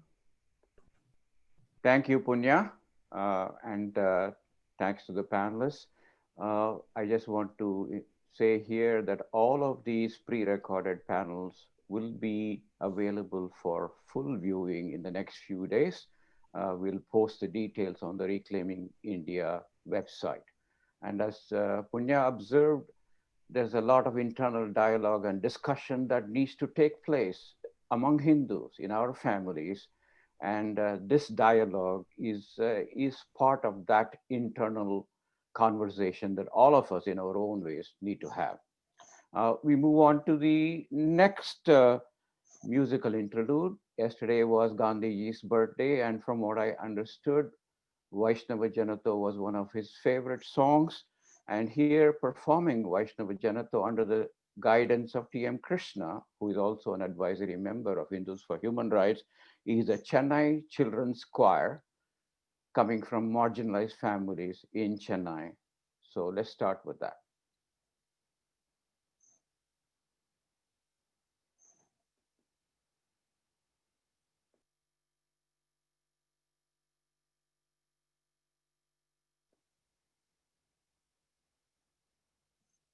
Kapil, the Chennai Children's Choir. Yes, sharing.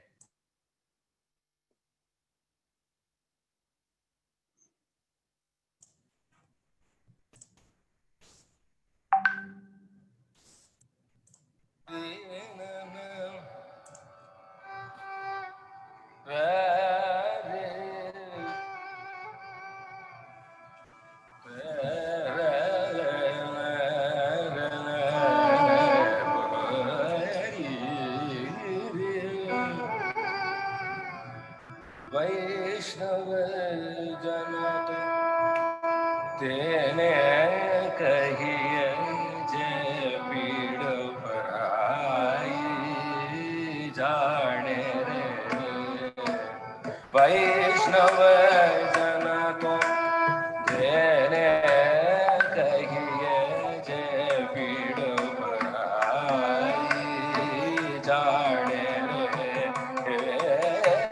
वैष्णव जन तो तेने कहिए जे पीड़ पराई जाने रे पर दुखे उपकार करे पर दुखे उपकार करे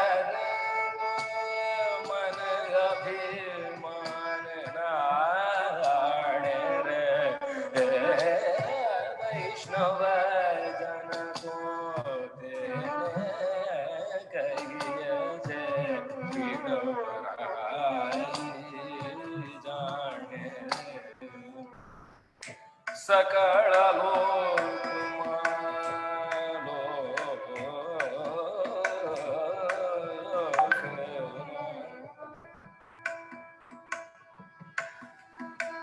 सकल लोक सबुने बंदे निंदा करे केणी रे सकल लोक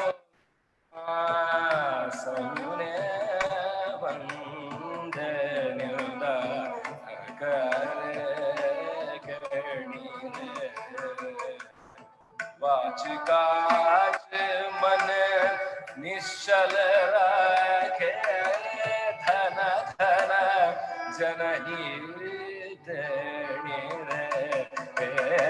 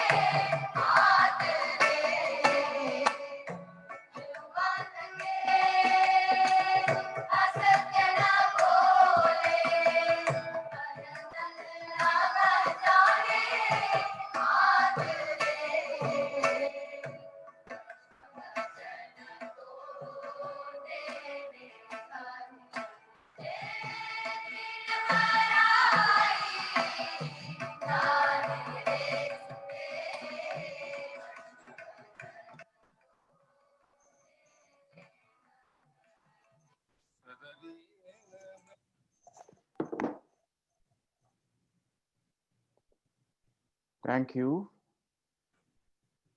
Thank you to T.M. Krishna. Thank you to the Chennai Children's Choir. And thank you to Nalanda Vai Foundation.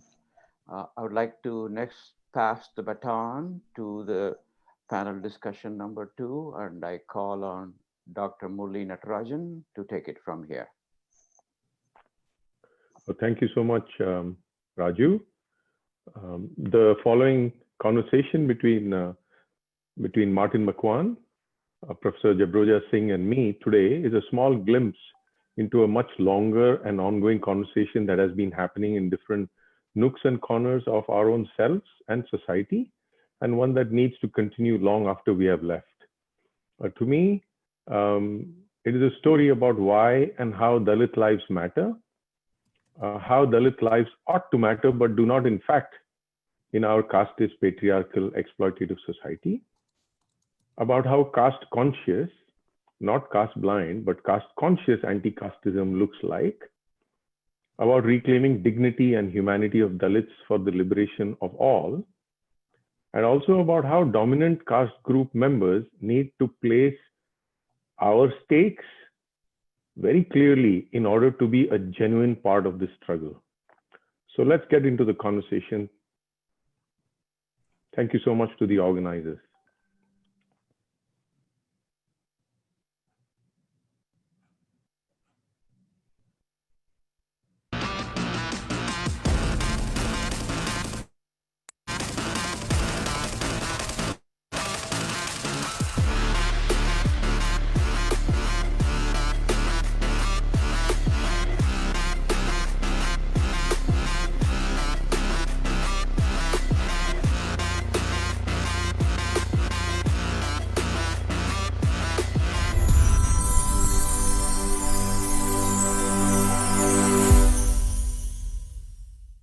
It's my honor and privilege to be able to be in conversation with two comrades whose lives and social relations embody what they are fighting for. Martin McMahon needs very little introduction for anyone who has followed the struggles of Dalits in India.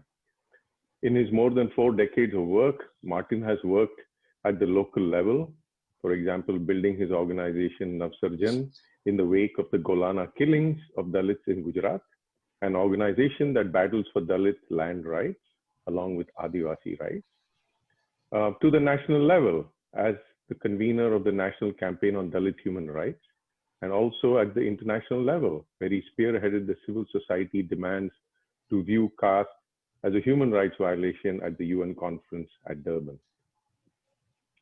Martin has won several international awards that have recognized his valuable and unstinting work for social justice.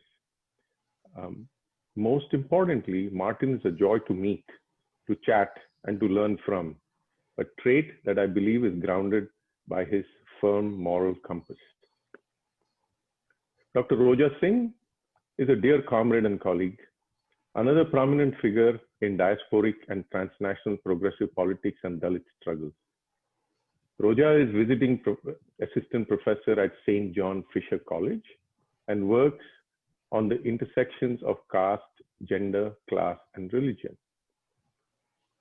She has also had a long engagement with education and struggles for dignity in India, being the co-founder of the Thai Educational Hostel for Dalit Girls in Pudukkottai, India, and also president of the Dalit Solidarity Forum in the US.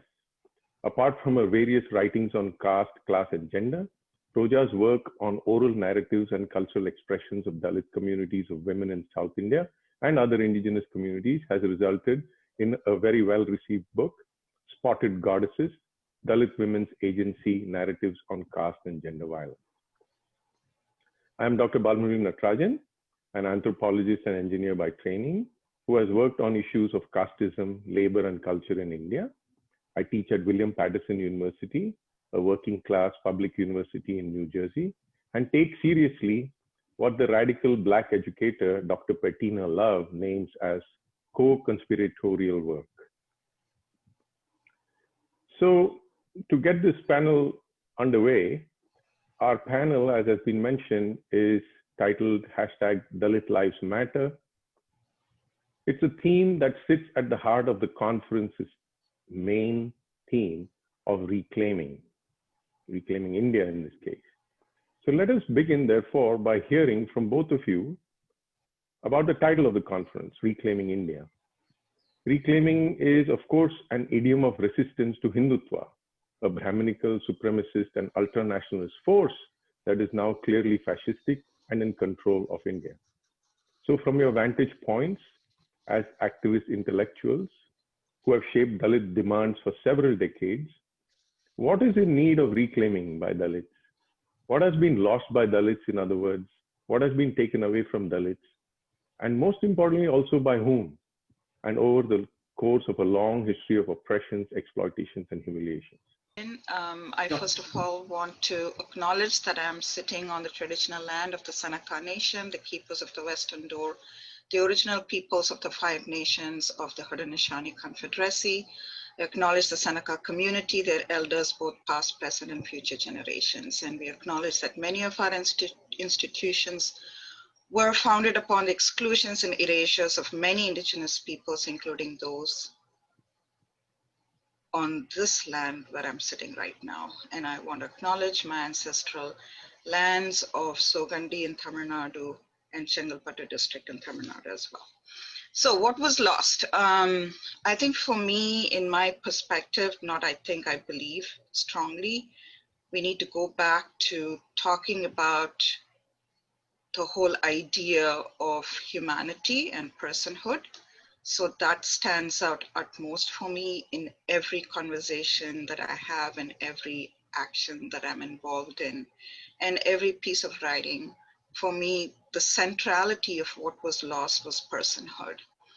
And once you take that away from somebody, that just causes intergenerational trauma that we see today after thousands of years of endorsing such graded inequality as divinely sanctioned and lodging it into narratives that had potential that was already proven as oral tradition, right? So when there are dominant narratives that kind of stamps it as your brand that you are not a human being, then where do you go from there, right? So once that is denied, then all else is denied for you. Well, I can say that we're talking about India. So from many, many years before independence, there was a struggle to reclaim the humanity. There was judicial prohibition on Dalits to learn. Severe punishment was inflicted for attempts to learn. You had no right to walk on the roads. There were rules as to how many meters you must walk from others so that your shadow also does not fall. There were no political rights. And the only hope was that if we become independent from the British, then you will become like citizens. So many people, including Jyotiba Phule, and then lastly, Dr. Bhimrao Ambedkar, he fought on both accounts, on the political independence, not for only Dalits, but for the whole India, and also for Dalits, so that they're treated as human beings. So 1947, India became independent. 1950, we had the Constitution, which for the first time criminalized practices of untouchability. That's closely 7.5 decades earlier. Today, I am coming from a state, Gujarat, not unknown to US people staying in the US from India. Both the Prime Minister and the Home Minister are from this state. So was Gandhi earlier. And it's considered to be the model state. And we did a study on untouchability practices in 2010. It says that though Dalits are Hindus, In 90.2% villages, they cannot enter temples. In 64% government schools, Dalits are seated separately during the midday meal. In 54% of the villages, Dalits who may be elected in the local self-government, but they will not be allowed to sit on the chair, and the water pots will be separate. So you have the two parallel rules going on in India at the same time, the rule of the constitution and the rule of the caste. We had hoped that the rule of the caste will end in 1947. Unfortunately, all the political parties that we have today, consciously, they tried to provoke and propagate caste as a valid social political system. India cannot, it looks like today, it cannot be reclaimed unless it liberates itself from the clutches of the caste system. That's what I would say. Thank you so much, both Martin and Roja. Powerful indictments of the very state of our being, and always a good place to begin with acknowledgement of the rot that has very deep roots. So I welcome this, and I want your words to ring loud and clear and travel wide and hit deep. So let's actually continue with that and move directly to the question of equality and citizenship, and of course Manuski, or humanity, what Ambedkar called in Marathi. And in his famous resignation speech that Ambedkar made almost to this date, 69 years ago on September 27th, 1951, outside the Legislative Assembly, Dr. Ambedkar made the following remark, and I quote, "To leave inequality between class and class, between sex and sex, which is the soul of Hindu society, untouched, and to go on passing legislation relating to economic problems is to make a farce of our constitution and to build a palace on a dung heap," end quote.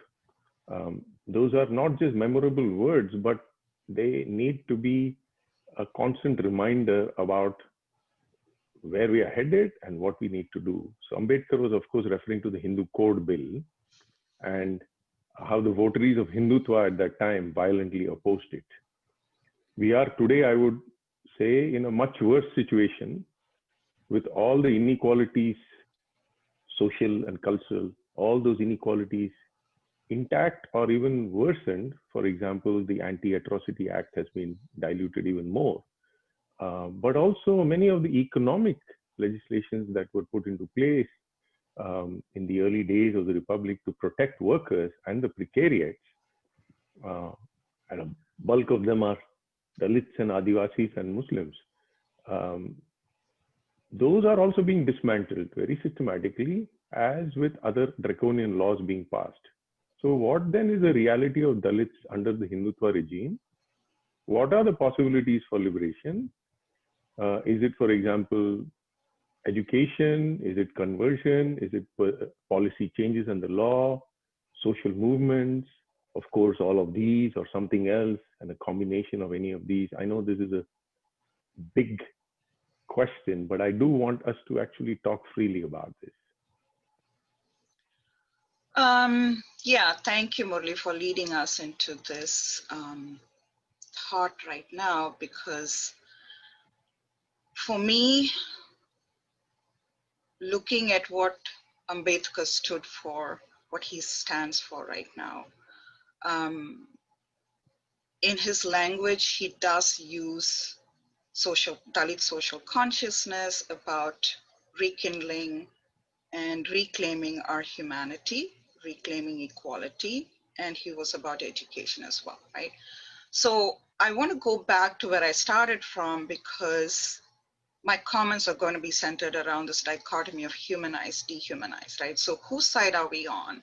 And Ambedkar was very clear that you cannot be on both sides. You either are with, you're either like, you know, in hell or in heaven kind of a situation for him.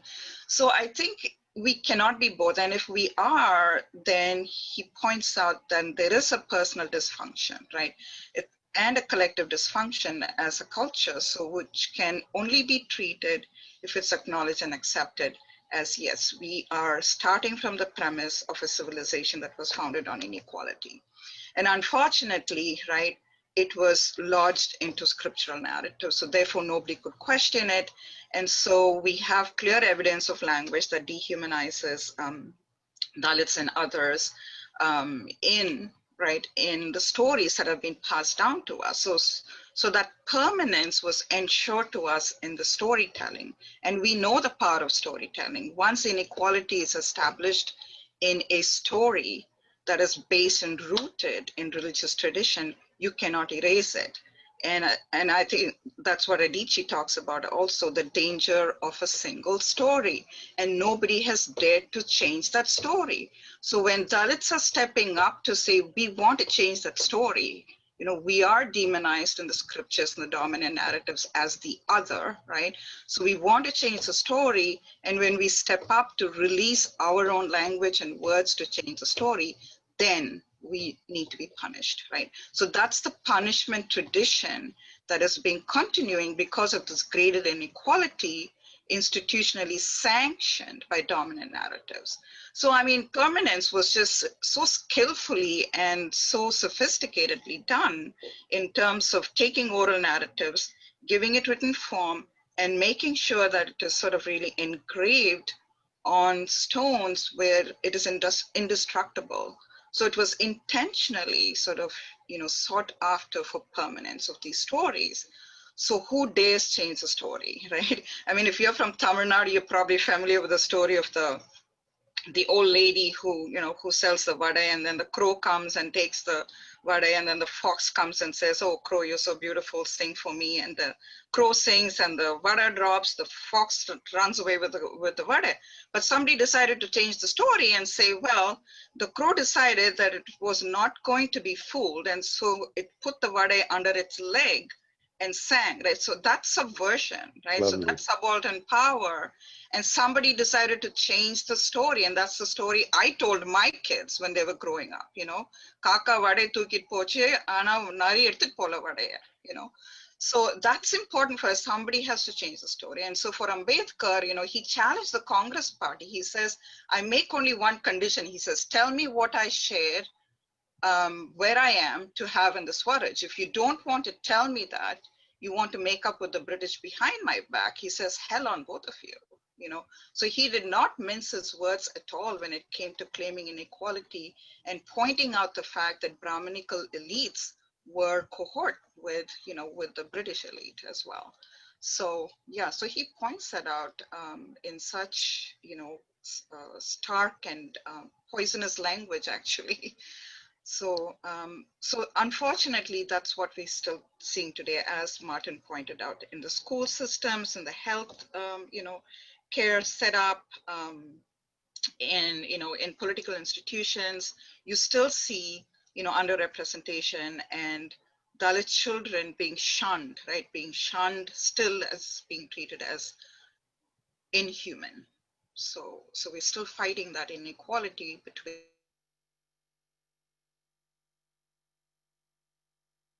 So much, Roja.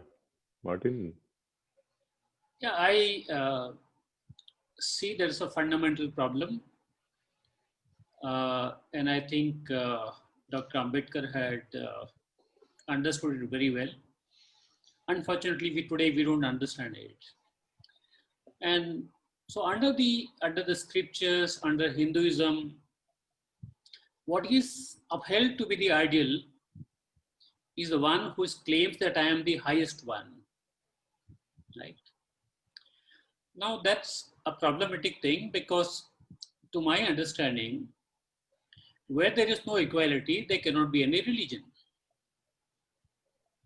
So they themselves under the scriptures say that Hindus are basically unequal.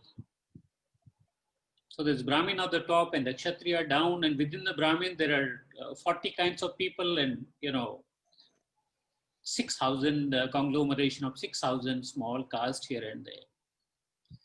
So people who themselves do not have the religion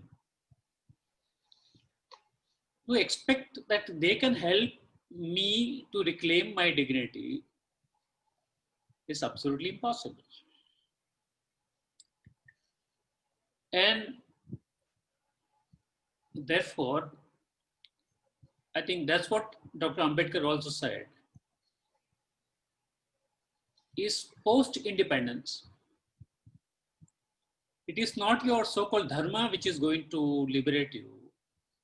It is the constitution, because the society must be governed by the law. That's why is the law for the first time, which says that all are equal. Otherwise, for 3,000 years, there's the only thing, a written word, saying basically people are unequal. So, the reclamation, as Buddha says, will have to start from the self. I have to reject that very ideology which is enslaving me. It has enslaved my generations. And believe that I'm equal. I'm not lower than anyone. I'm not above anyone. And that led me to define who a Dalit is. And I say, I teach others. Dalits are those who believe in equality. Dalits are those who practice equality. And Dalits are those who protest inequality. So today, we are all talking about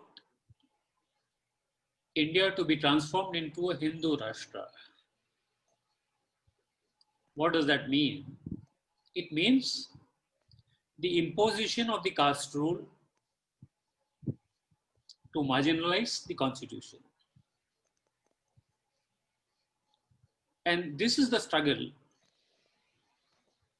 which is there today. So Roja rightly says that my believing is not sufficient in themselves. I have to create literature. I have to write books for children. I have to change my songs. I have to change my language. Because it is through socialization and through the language that this value of inequality is continued from generation to generation. I was just reading something yesterday which came up. The National Crime Records Bureau in India, they came out with the numbers of people who commit suicide. About 266,000 plus people have committed suicide in India during 2019. But what is important for us that 66.6% of these people who committed suicide, their income was below 100,000 rupees per year. And 24% of these people are the people who are daily wage earners. So you have a religion saying we are all Hindus, but somebody has multi-billion, beyond imagination kind of resources. And somebody is forced to commit suicide because they have no food. There is something fundamentally wrong with the religion, or any religion which cannot address the question of inequality. So whether it is socialization, whether it is our own education, our pedagogy of how to teach our children, all requires to change. And to me, that is a new religion.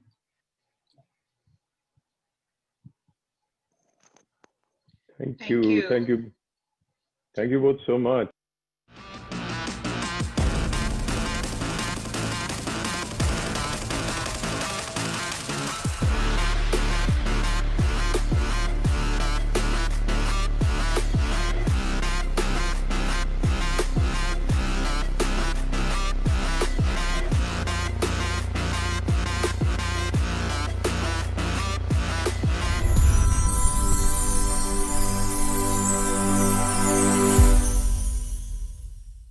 Thank you, Murali. Thank you, Martin. Thank you, Dr. Roja Singh. If you really want to see this fascinating conversation, please look forward to a schedule when you can hear them all in full. And I'm reminding you again to look at reclaimingindia.org for the schedule. We want to move on to the next interlude, which is a group of Dalit drummers from Tamil Nadu.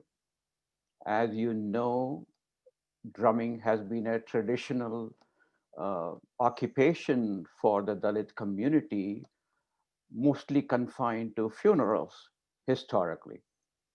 There is a movement in Tamil Nadu to bring this art into a legitimate place in the society to be celebrated as an art form. And there are many groups in Tamil Nadu coming out with these kinds of groups. Here's one example. This is Satyagramiya Ishai Kuru from Satyanagar near Tirupur. Here it goes.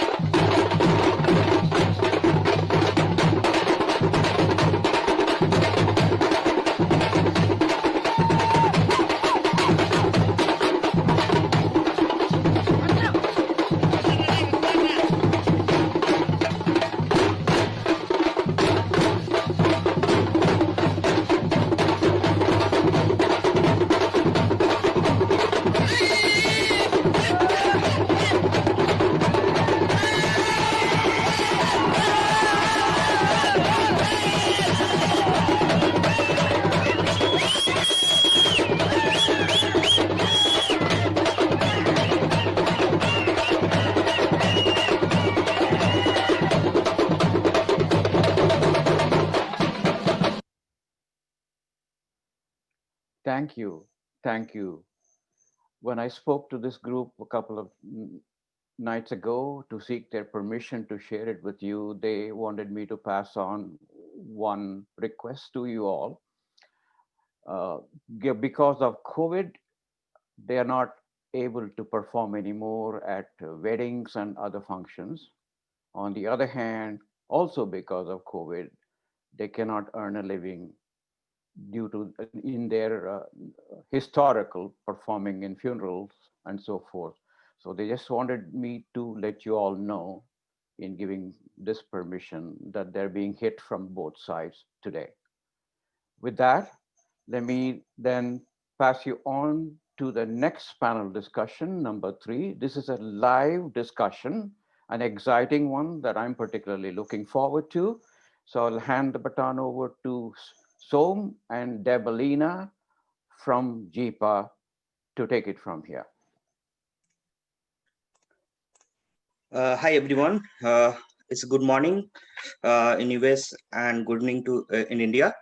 This is Somaditya from Global Indian Progressive Alliance. Our next discussion is on imagining a progressive India through the eyes of female youth leaders. We have young activist and law student of Delhi University, Swati Khanna. We have Comrade Oishi Ghosh, President Jawaharlal Nehru University Student Union and a student leader of Student Federation of India. Comrade Dipshita Dhar, a student activist and research scholar from Jawaharlal Nehru University and Joint Secretary of Student Federation of India. We have Dr. Debelina Moitro from Global Indian Progressive Alliance to moderate the panel with me. Over to Debelina.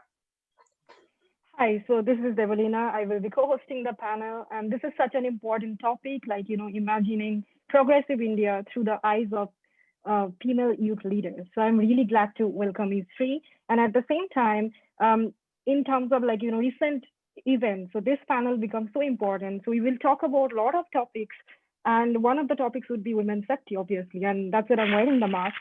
So we can start our discussion if all the panelists are here. So I'm not able to see all of the panelists here. Are you all here? Yes. Okay. Yeah. Dipshita and Oishi, can you please switch on your video as well? I have switched on my video. The video is on. Don't worry. Okay. Okay. So this is question for three of you. So you could answer whatever way you choose, the sequence. So given how the recent, actions of the government affect the future of India, for example, like privatization of railways, minus 24% of GDP, unemployment, then, conducting exam during the COVID situation. So, do you see an uprising among the youth? And, how do you lack the apathy from the government? What are your message to the Indian youth in terms of, changing the situation? Am I audible? Yeah. Yeah. So, hi, I am Swati. I am from Delhi University.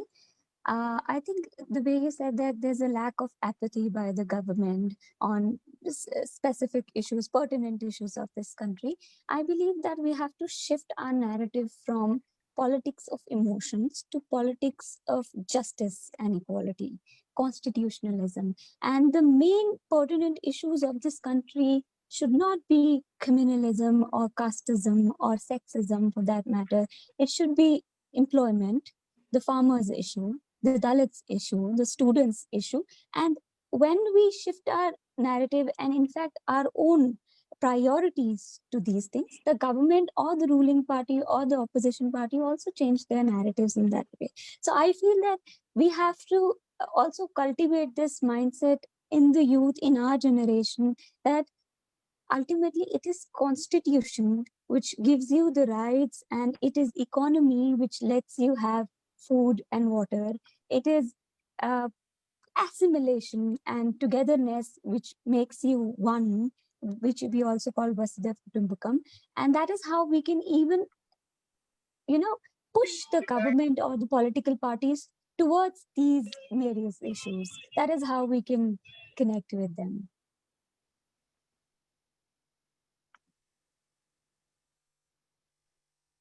Sure, thank you. Yeah. Oishi and Dipshita, like, you can go in any order you like to. So, Hi, this is Dipshita. I think the thing is that I am traveling right now because, as you know, what he was also telling, the kind of gruesome rape and murder that we have seen a few days back. So against that, there had been protests which has been organized across the country. And since I am also the girls convener, or I look after the girls subcommittee of SFI, so we're organizing different programs across the country, across the state. So right now I'm traveling. So if at all you can, if I can speak and maybe I can wind up first and then can go, because I'm not sure how long we are going to have a stable network because we are going to the rural part of West Bengal. I think that would be the best thing. Yeah, please go ahead, Dipshita.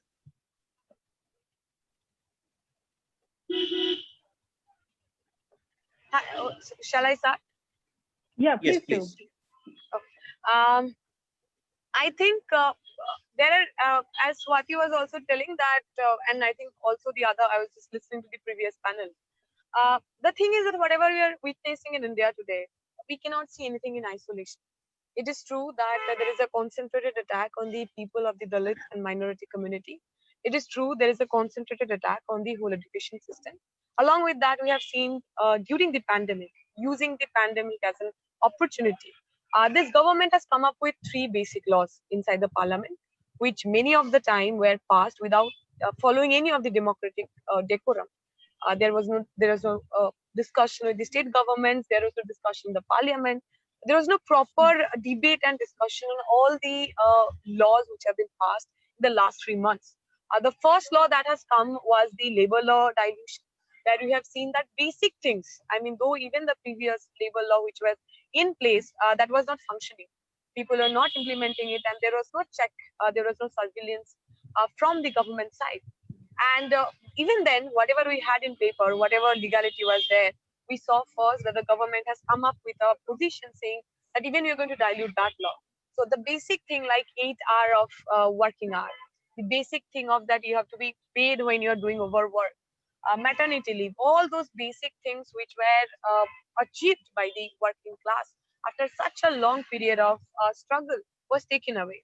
We saw after that this new education policy that has come, new education policy 2020, that has come after almost 34 years. And that is actually helping, that is actually promoting the commercialization of education, the communalization of education, and also the corporatization of education. Then we saw there come environmental impact assessment bill, which was giving the free license to the corporate and the rich people of this country to loot the natural resources of India without going through any of the basic process that they had to go earlier to ensure that there is no environmental consequences of their action.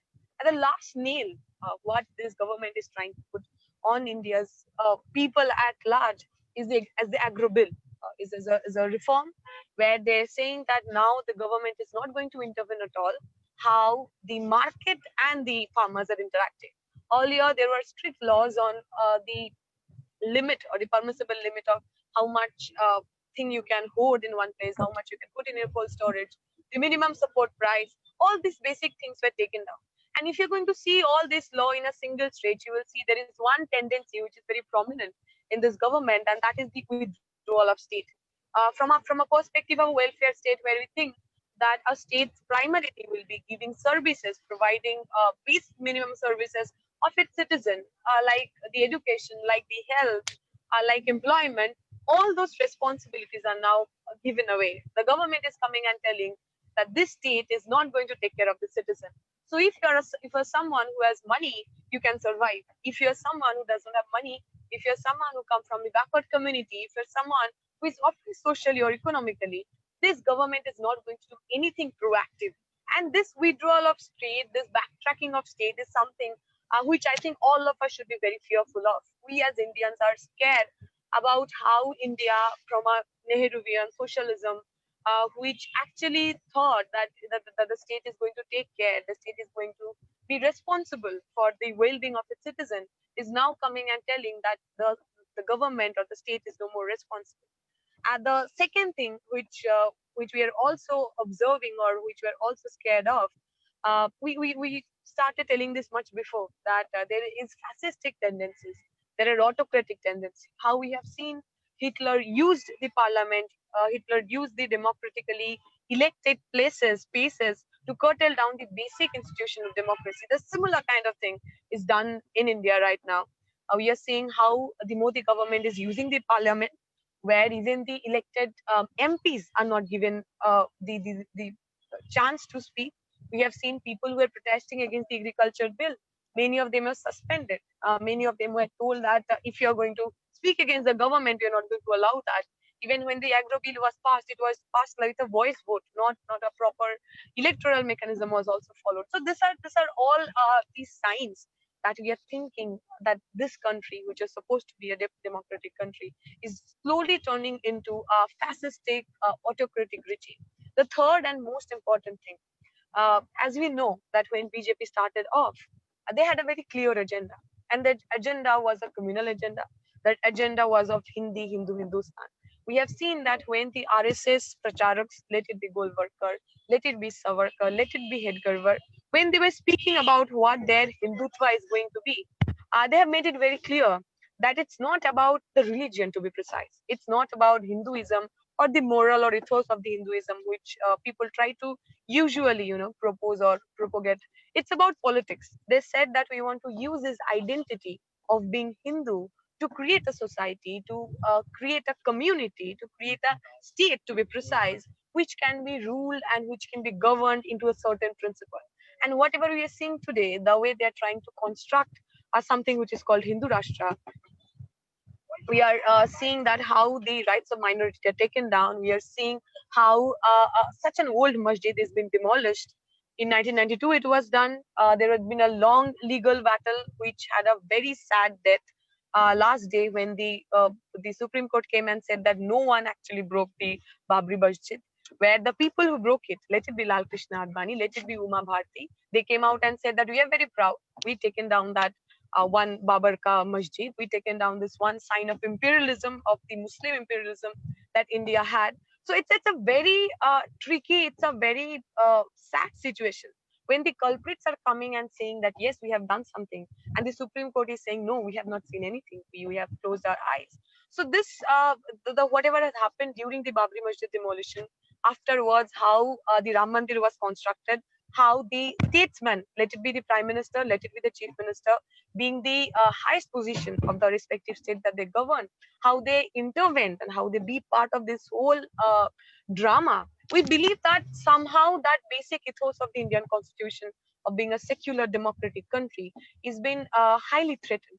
And this government, the RSS, BJP together, using the state machinery, using the democratically elected powers that they have through the parliament, they are basically trying to deconstruct this country, which was made with the principle of equity and justice and fraternity by Baba Saheb Ambedkar, and slowly and very firmly trying to turn it into a Hindu Rashtra, where Manuvad is going to work, where the upper caste are going to speak, and the people in the lower caste, the people in the working caste, the people in the downtrodden and oppressed community, they are here to be born, they are here to be killed, they are here to be raped.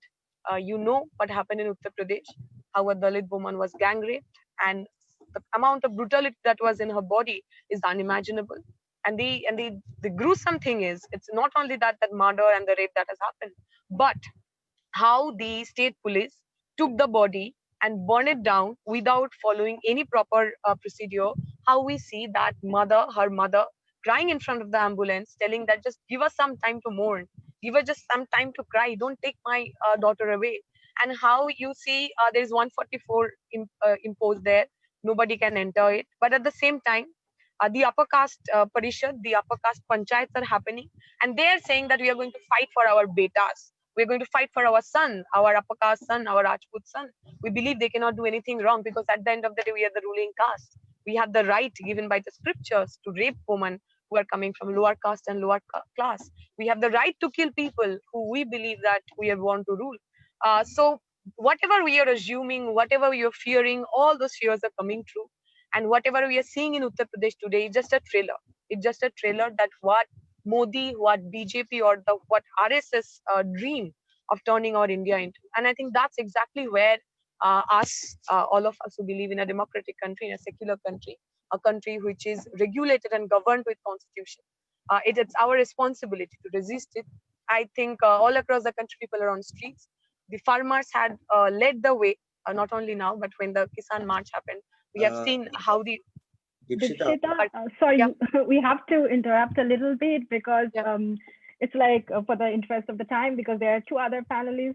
So I'm just ending. This is my please. Okay. Yeah. No, this is my last line. Yeah.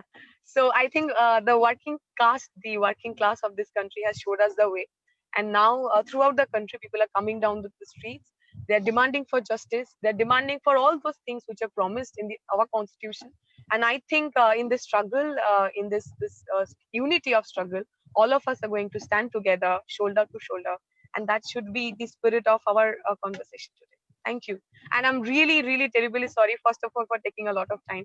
And secondly, you can all understand. Thank you so much. Thank you. So would you stay for the panel, or how does it work for you? Because I remember at the beginning you said that, I said, like, would you stay for the panel, or how does it work for you? I know you were traveling. Yeah, so could you please stay, or okay? Yeah, no, I could listen. I could listen to whatever the other panelists were saying, but because I had to take care of my data, so I turned my camera off. Now also I'll be in the panel, but maybe not with my video. Okay, sure. Thank you so much. Thank you for the answer. It was really insightful, and I'm sorry that I had to interject. No, so, it's absolutely. It's fine. Oishi, would you please answer the question about the youth uprising? Like, what do you think about that, and how can you change the the mentality of the youth, and how government is so apathetic towards the entire situation? Yeah, I think so. Dipshita and Swati, I think so, elaborately has said what's happening in our country. We know it's a very difficult situation. Whoever is speaking up in the country at this moment are either being falsely implicated through laws like UAPA, and they are being put behind the bars. We have seen in the last few months, especially during the time of pandemic, when the worldwide we are facing a pandemic, we are trying to manage a health crisis. We have seen that how youth and activists who have been very vocal about the BJP and the RSS's anti-people policy have been put behind the bars, whether it's journalists. Recently in this Hathras case also, we are seeing the journalist who actually first went and investigated the whole situation and now been falsely implicated into several false news and everything. So the matter at this moment is the youth, again, as we come back, has to understand that we have a history. We have a history where we have seen that how the imperialism has worked in our country so strongly, and how the Britishers have colonized our country. And what we are seeing at this moment is a new form of imperialism, which is invisible. People are not trying to understand by the corporates, by this BJP and the RSS, who are trying to capture everything. They are trying to capture the structure. They are trying to twist and turn whatever laws we have, whatever we have been written in the constitution. What the youth at this moment has to understand and need to be upfront about is that what has the constitution said or given to us, that Baba Saheb Ambedkar has given to us. And once we are clear about it, that what in 1947, what was the country's major ideals were, we will be clear for what we are fighting ahead and what is our goal. That will be clear in front of us. So the youth has to understand that the country was supposed to be built on a scientific temperament. It is supposed to be secular, democratic in nature.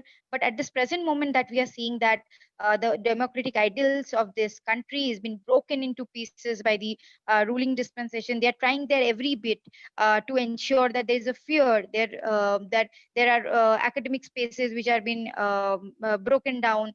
There are spaces where they are just trying to make sure that there are communities which are fighting on the basis of caste or religion. They are wanting the youth to remain unemployed. Like India has seen highest unemployment rate in the last few years. So the things that are happening, the youth, what Swati said also before, that I totally agree, that the youth should understand that there are certain priorities that we have. It's our education, it's the job, it's the farmers' voices that has to be heard. And that is exactly why we elect a government which has to look after its people. But what we see contrary at this moment in this country is the government is only looking after the corporates. Their taxes are being done like tax the payments are being done free. But on the other hand, a farmer is trying to kill himself, or a farmer's whole family is trying to kill themselves because they are not able to repay loans. So this is a very pathetic situation in our country, where people of this country are not being heard to.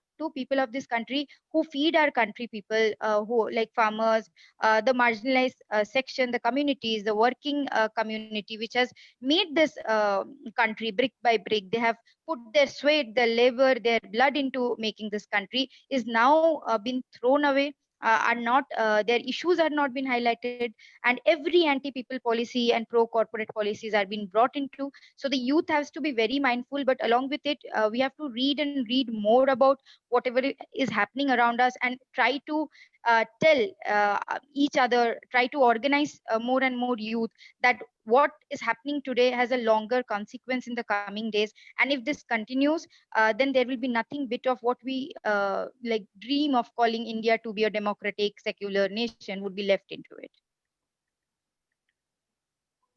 Sure. So you already said the background for the next question. So the arresting of all the political dissenters and silencing the constitution keepers, bypassing the parliamentary procedures, privatization of everything. So where do you see India going in next 10-20 years? Because you are the hope for all of us. And how do you see it going? You both, if you can answer first, then we can go to Swati.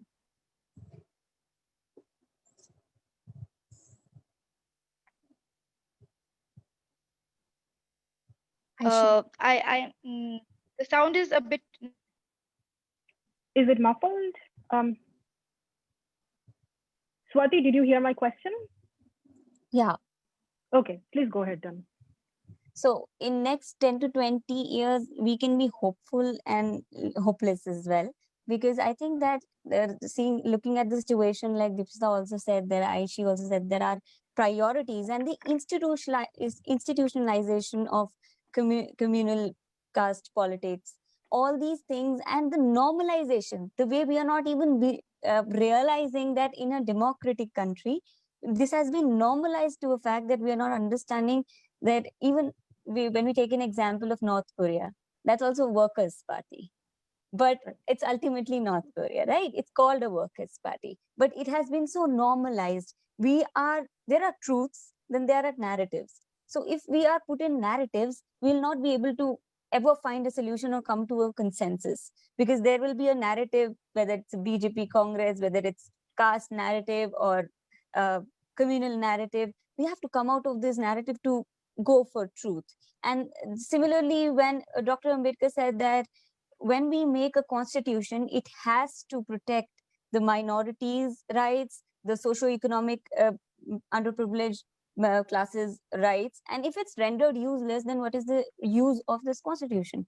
Now, using the name of the constitution, using the name of democracy, if you do exactly the opposite, then it becomes normalized. They said that the justice will be served to the Hathras victim. But leave justice. The Hathras victim the parents didn't even get the right to even cremate their daughter with customs and traditions they wanted to. How will they accept the fact that their daughter has left the world? And now you are putting police across the UP Delhi border that you will not be able to enter. And it has been so normalized that people are proving if it was a rape or not. And this is not the first time it is happening. It happened in Kathua rape case. It happened in Kuldeep Singh's case, when we were being more complacent and living in denial. And that is where I see that the youth has to understand that don't get into this narrative. If you've also read that study, a documentary has come, Social Dilemma, the narrative comes in our faces. When we are on the phones, the narrative comes in our faces. So we have to read newspapers, understand the things. We just don't have to say that, okay, farmers are brainwashed, students are brainwashed, Dalits are brainwashed, whoever is dissenting is brainwashed. We cannot say that, because the people know their rights. They're claiming their rights. And now coming in 10 to 12 years or 10 to 20 years, we always see that every dissent or every movement starts from a peasant. It is a peasant movement or it's a student movement. And similarly, when you see the farmers protesting day in and day out, you have to we have to be empathetic to the farmers. When we become a society which is sadistic, we are not able to even empathize with what they are going through. We just get into this technicalities that, oh, MSP is technically not harmed, why are the farmers protesting? In law also, if you don't write something, it doesn't mean that is the literal meaning of the act. If MSP is technically not being harmed, but you are giving the private players the right to procure and store without any limitation, how will you make sure that they will not exploit the farmers below the MSP, which is price flooring in economics terms? We say this is the minimum, which is the cost of the crop a farmer must get. Similarly, when we went for CAA protesting, there was a narrative that it is for refugees. It was today the CAA is the law of the land. We cannot even help the Hindus or Sikhs applying CA because it has a deadline of 2014. Leave the excluding part that they have not included the Muslims, but they cannot even help them. The Sikhs in Afghans, the Rohingyas, the Uyghurs, the Tamils. How will you accept them when you have made a deadline of 31st December 2014? But the narrative says that no, minorities are being helped. That is how, when I was talking about it, that it is arbitrariness.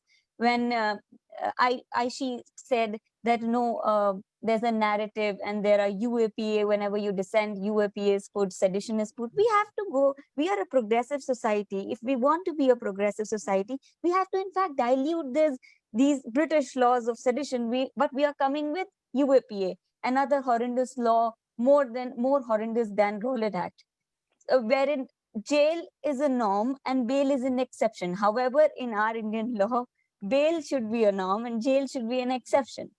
So, and questioning the courts, questioning these laws, no hearings of these laws. For example, CA has been questioned, abrogation of 370 has been questioned, the judicial review of UAPA, everything has been questioned, but you cannot see the hearings happening. The hearings are happening of Kangana Ranaut or some Bollywood actors or actresses, which is not relevant for our country right now. So the youth has to be shifted towards it. I don't really want to scare the youth. Oh, we are going down the drain. We can if we are not vigilant enough. So if we become vigilant enough, we will understand that we can save the country. And it is not the first time it is happening. We will be in denial if we say that it is happening for the first time, because even in emergency time, these things were institutionalized. The institutional invasion was done by that government also in 1975 in the Gandhi government. And that is why I quote Bhagat Singh that my strength is the strength of the oppressed, and my courage is the courage of desperation. That is what he wrote in his jail diary. So I will end up my answer with this. Thank you so much. Is Oishi still there? Can you hear us? Anyway, so I'll go ahead and thank you so much for this brilliant discussion. And you all also covered the topic of, the role of women leader, which, I had questions for it, but thank you for covering it anyway. So we will close this discussion, and thank you so much for coming here. And thank you all for listening to us. And thank you so much, Swati. And thank you, Waishi, and thank you, Dipshita. Thank you. Thank you for your bravery and for your leadership, Dipsita, Swati, and Aisha. It was great to hear you, even as you're facing so many risks in your own lives. And I think you inspire us. And also they are traveling, so they're all working. So that's what they could not join it. And even they were lost. It just shows the internet connection and their work, how busy they are with their life and how they're making the changes. Thank you. We now, since we have been talking about the CAA and the protest led particularly by women, our next interlude is a Gujarati rendering of Hum Dekhenge, which has become more or less the theme song of the anti-CAA protests. Here it is.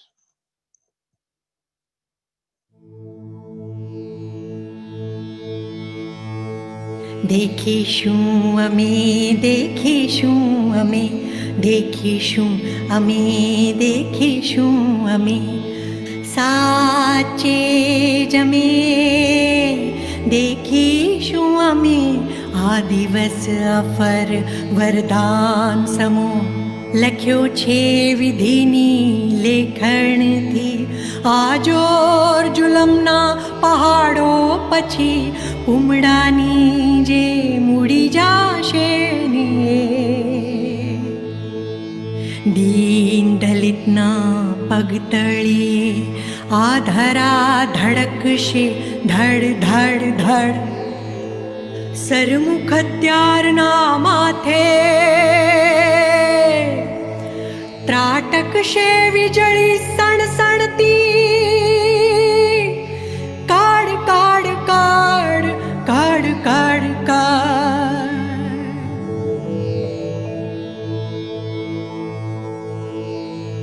કાબાના ગર્ભગૃહેથી સૌ પથ્થરિયા દેવ હટાવાશે निर्मल दिलना वंचित सौ गादी तकीए आरूढ़ थशे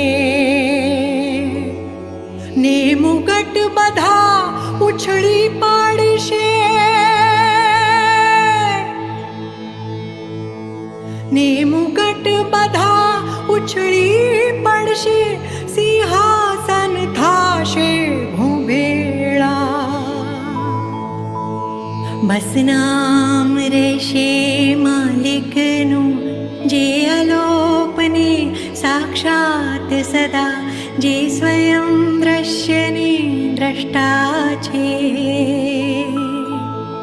उठशे ऐलान नल हकनु ने गाजे ना परम सत्य हूँ जे हूँ पणे छूं ने तू पण बस राज बधे लोकोनु हशे जे हूँ पण छूं ने तू पण छे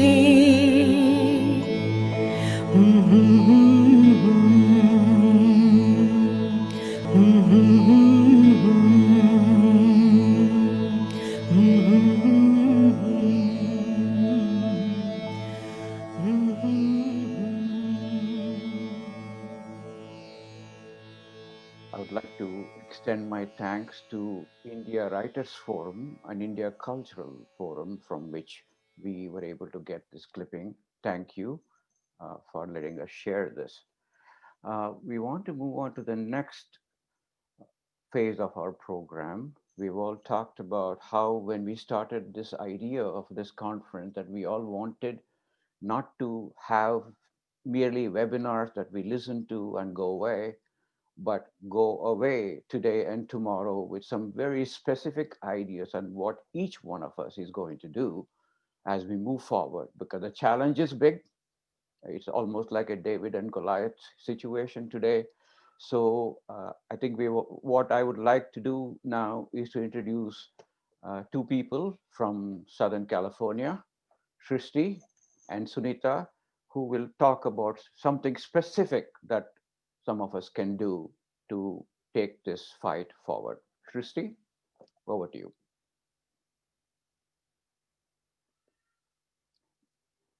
Your audio, Okay.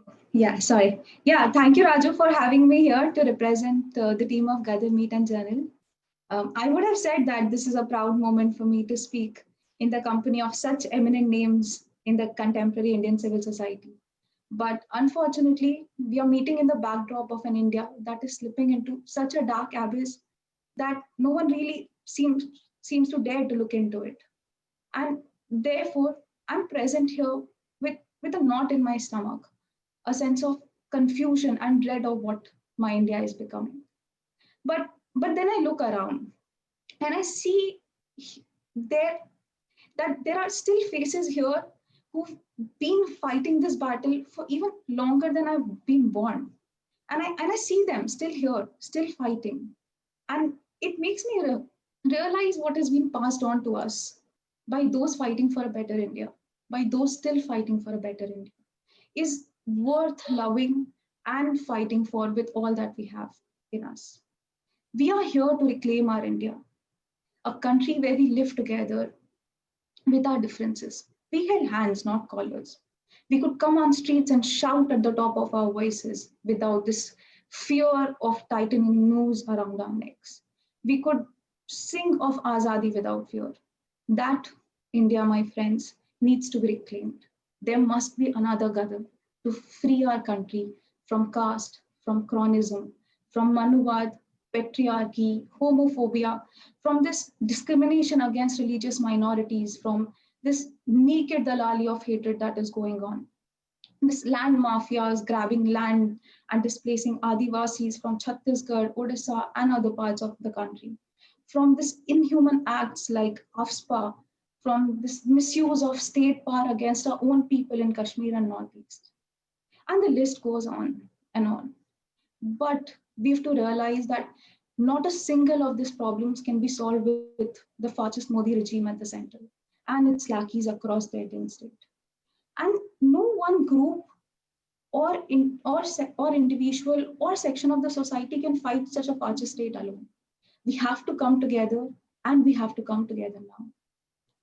We have attempted to achieve this through an initiative we call Gadar. And I would request all the attendees here to learn the history of Gadar Party. Our mission is basically to create a platform where diverse people and groups from different socio-political spectrum can come together and have a dialogue with this common goal of creating a progressive and forward-looking India. And to open up these channels of communication between groups and individuals working in isolation currently. This stemmed from this idea that we felt very strongly that the progressive voices in India and even here in the diaspora are just too fractured. And this fracture is only helping the fascist Hindutva forces to consolidate their dark grip. So it is my humble request, resolute and emphatic appeal to all the progressive groups here and to whoever in the world is listening to me. I ask you to come and join us, criticize us, and help build the platform. Let your differences and contradictions rest for another day when the political situation in India becomes more conducive of resolving those differences. But today, it is time to build a united front to fight this fascist regime in the country, so that tomorrow we can sort out our own differences. I will just conclude with this here by expressing my gratitude to all our fellow activists in India. I don't have words to express my concern and respect for our comrades who are fighting under this dark shadows of laws like UAPA, where every night when they sleep, khakis lurk in the darkness to gobble them up. I salute them, and I would want to shout out to them. We are listening, and we are telling the world your story, our story. And with this, I would now yield the floor to Suniti, who has been leading this fasting chain for over 200 days now. In fact, it was a realization that how so many people didn't know about this effort, which is such a successful campaign, that initially motivated us to set up a platform like Gadar. So I will yield the floor to Suniti now. Thank you, Srishti. Can you hear me? Yeah. Okay. So I will kind of say a few words about the chain fasting movement that we have been part of in the form of a PowerPoint presentation. So I'll share my screen if I am allowed to. So there we go. And present. So can you see my screen? Nope, we can't. You should share your screen. No, we can't. Okay, I'll just try again. Just a moment.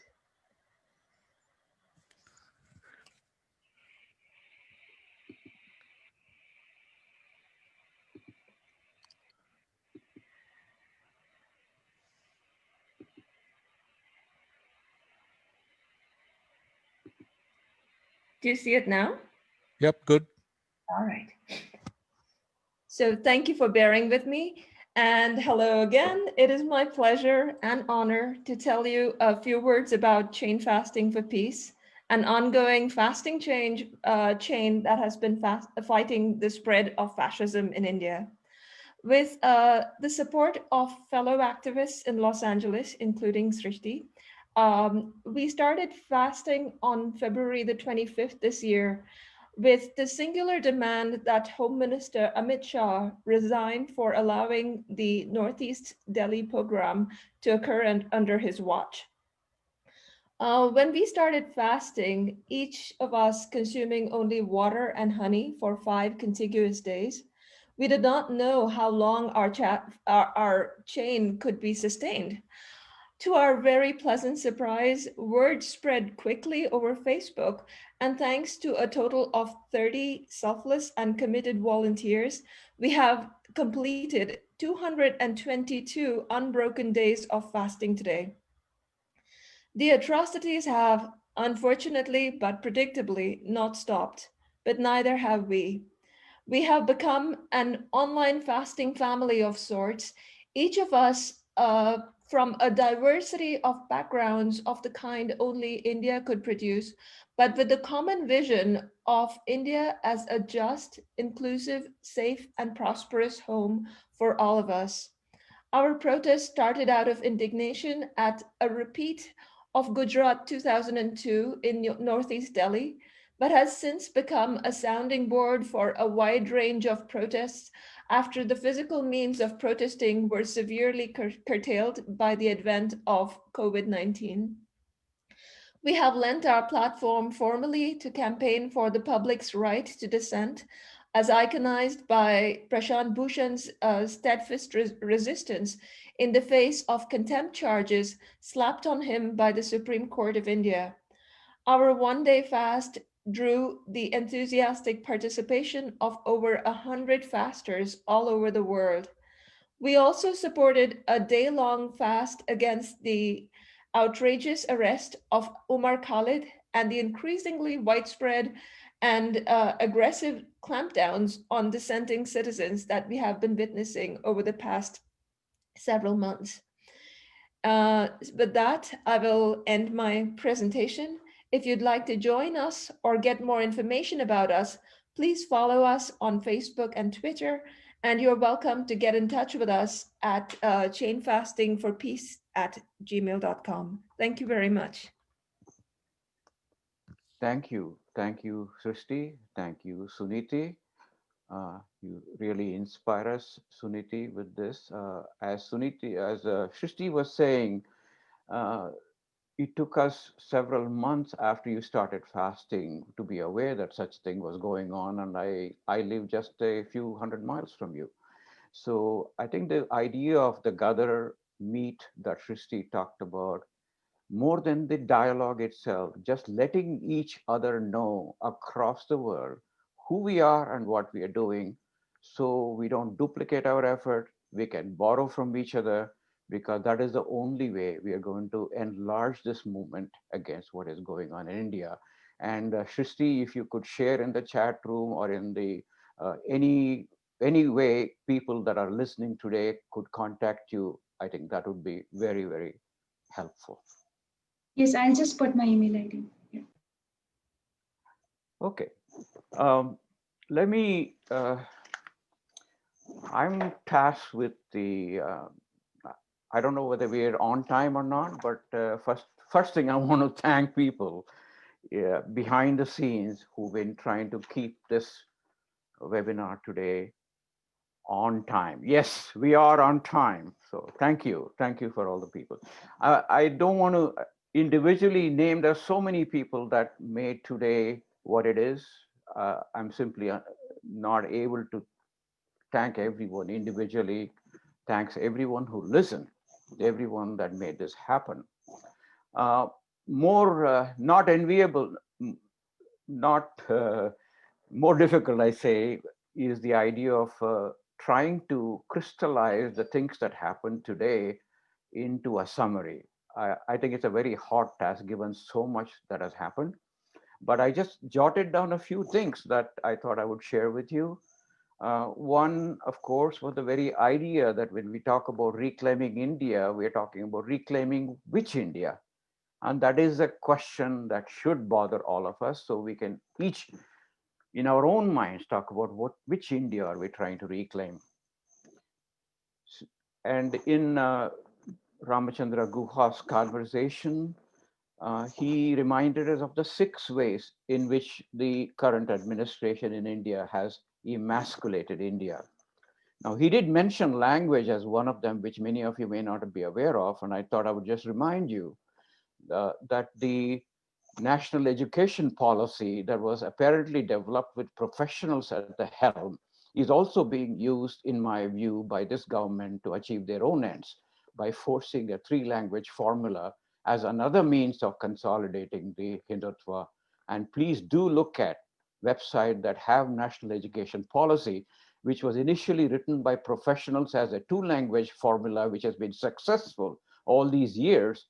And in what I have heard is their arms were twisted to change it to a 3-language formula in the last minute by the government. So it is very, very important that we keep track of that.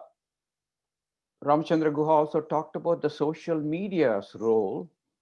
And a few days ago, I asked him if there is any risk if the protests continue, if the government could shut down social media and internet in other parts of the country, like in Kashmir. His view was, no, that is not likely. And I realized one thing, just as it is now going to be a tool for us to share with each other, I don't think this government can afford to shut down the primary means of their spreading hate. So we have an advantage there. That's one thing they cannot afford to do, because if they do, they will also be shutting down hate. Ramachandra Guha also referred to, in terms of action items, the Association for Democratic Reforms. This is an organization that I've particularly been working with for some time now. For those of you that may not be aware, this was started by a group of professors in IIM Ahmedabad. And Dr. Trilochan Shastri, who may be listening to us today, and I hope he is, has been very active. And if today we at least have made a beginning in India of candidates disclosing their criminal records or cases against them, that would not have been possible without the work of ADR, who have tried to remain above politics. But please look at Association for Democratic Reforms if you want to follow that track in terms of keeping up with the politics. And they're also talking a lot about the electoral bonds that Ram Guha mentioned earlier. Moving on to the fantastic discussion between Rajmohan Gandhi and Reverend Barber. Again, I know we got very small part of their conversation. It is a lovely conversation that I would urge you all to listen to. I just wanted to highlight again what was mentioned, that Gandhi's statement that African Americans will one day teach India about nonviolence. And this is a call for action to all of us to work closely with minorities here and work with groups like Black Lives Matter. And one of the things I wanted to mention is in early next year, when I think it's the 60th anniversary of the Selma March, and if COVID permitting, my ambition is if all of us can come together to put together a progressive India contingent to go and join our African American brothers and sisters to celebrate what civil rights has made it possible for us in this country, without which we will not be here. Punya and the track on Hindutva and Hinduism, as Punya mentioned, there's a lot of internal dialogue that needs to happen among Hindus. I know there are probably people here today who will tell us that there is no such thing as a progressive Hinduism, and Hinduism without caste is going to be virtually impossible. And I understand that. I understand that sentiment. But progressive Hindus like me and some of the panelists that you heard, we have no choice. We have to reassert that part of Hinduism that has driven us all these years. And without that, we will continue to leave a vacuum which the Sangh Parivar is happy to occupy, whether it's in the US or in India. And it is our obligation and duty, if you're a progressive Hindu, to stay true to your values and speak up so that we replace some of the vacuum that has been unfortunately been created. As far as the conversation on the Dalits, Dr. Roja, Martin McMahon, and Bal Murli, I was very impressed. And today I can proudly say to Martin, I too aspire to be a Dalit according to your definition, Martin. And I was going to wear a mask with that saying I'm a Dalit, but I couldn't find one. I think Martin also made a point about quoting Ambedkar about dharma being something internal, something that you observe. But when dharma crossovers and tries to erase a constitution, we have a serious problem. And if I may, I just want to quote something that Martin has told me over the years when we were talking about discrimination, when he went to a Christian school without having to pay fees. The children, Dalit children who were allowed to be educated in that place because they were not paying any fees, were asked to sweep the floors of the school when other children were playing. And that is really, really etched in Martin's mind. And with his permission, I'm sharing that with you. And then moving on to the next discussion between us and the three women in Delhi. One thing I just wanted to pick on, I think Swati mentioned about making a distinction between truth and the narrative. I just want to give one example of that. When CAA, the narrative on the CAA is it's for refugees, and she pointed out how it's a blatant lie. If that is the case, why is there a deadline of 2014? But let me point out another narrative which is different from the truth, where statements are being made that Muslim citizens of India have nothing to worry. This has been made. Think about that statement. It says Muslim citizens of India don't have to worry. They're not saying Muslims in India don't have anything to worry. What they end up playing games with those kinds of words, narratives, because if you haven't decided who a citizen is, and Muslims are at the risk of losing their citizenship, what good is a statement saying Muslim citizens don't have anything to worry? So there is another example of truth versus narrative. Let me close with this. I don't think I've done full justice to everything we heard today. Tried my best. But tomorrow, I think we have an even more exciting set of panels that I would urge all of you to dial into. We have the former Vice President of India, Hamid Ansari, in a conversation with Arfa Sherwani from The Wire. We have Prashant Bhushan and Indira Jaisingh in a live appearance. We have another roundtable of student activists, both from India and the US, led by Students Against Hindutva Ideology. And we have another important conversation about prisoners of conscience, prisoners in India, which is building up even as we speak, with Tista Satalwad and Mihir Desai, led by Madhumita Datta of ICWI. And we're going to then have a conversation on the role of art and culture in preserving Indian democracy with Atish Tasir and Richa Pillai from Chennai and Simranjit Singh.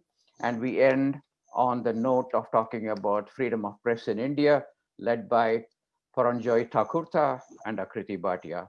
Now, following the end of the main conference tomorrow, we have also planned, some of the organizations have also planned what we have called as extra inning, where we are going to spend an hour talking about the political future of India. So please do join us tomorrow, same time. And with that, Raju, yeah, sure. May I just say just one thing quickly? Sure, please. Yeah, I see Dr. Hamid Ansari has been on the call. So can we just ask him to just say a few words in the closing? Absolutely. Yeah. He's been on the call since Can morning. the moderator please recognize Dr. Hamid Ansari, former Vice President of India? My apologies, I didn't know he was online. Thank you. Would it be possible to give him the floor? Well, he has to unmute himself because he's muted and his video is closed. Oh. I have requested him, but Okay, let's wait a few seconds, see if he would be able to come on. While we are waiting, if any of the organizers have anything else to just add to tomorrow's meeting in a one-liner, please do so while we are waiting.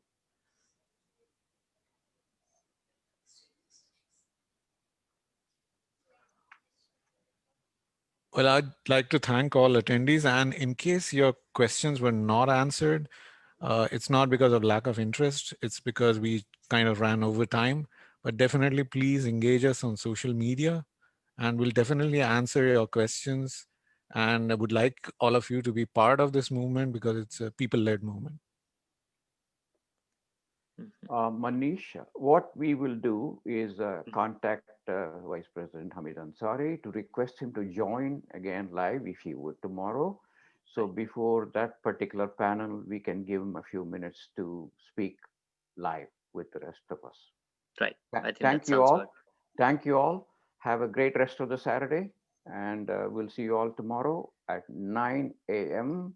New York time, 6:30 p.m. India time. And please urge those you know who registered, who could not be here with us today, to please join us tomorrow. Thank you. Goodbye.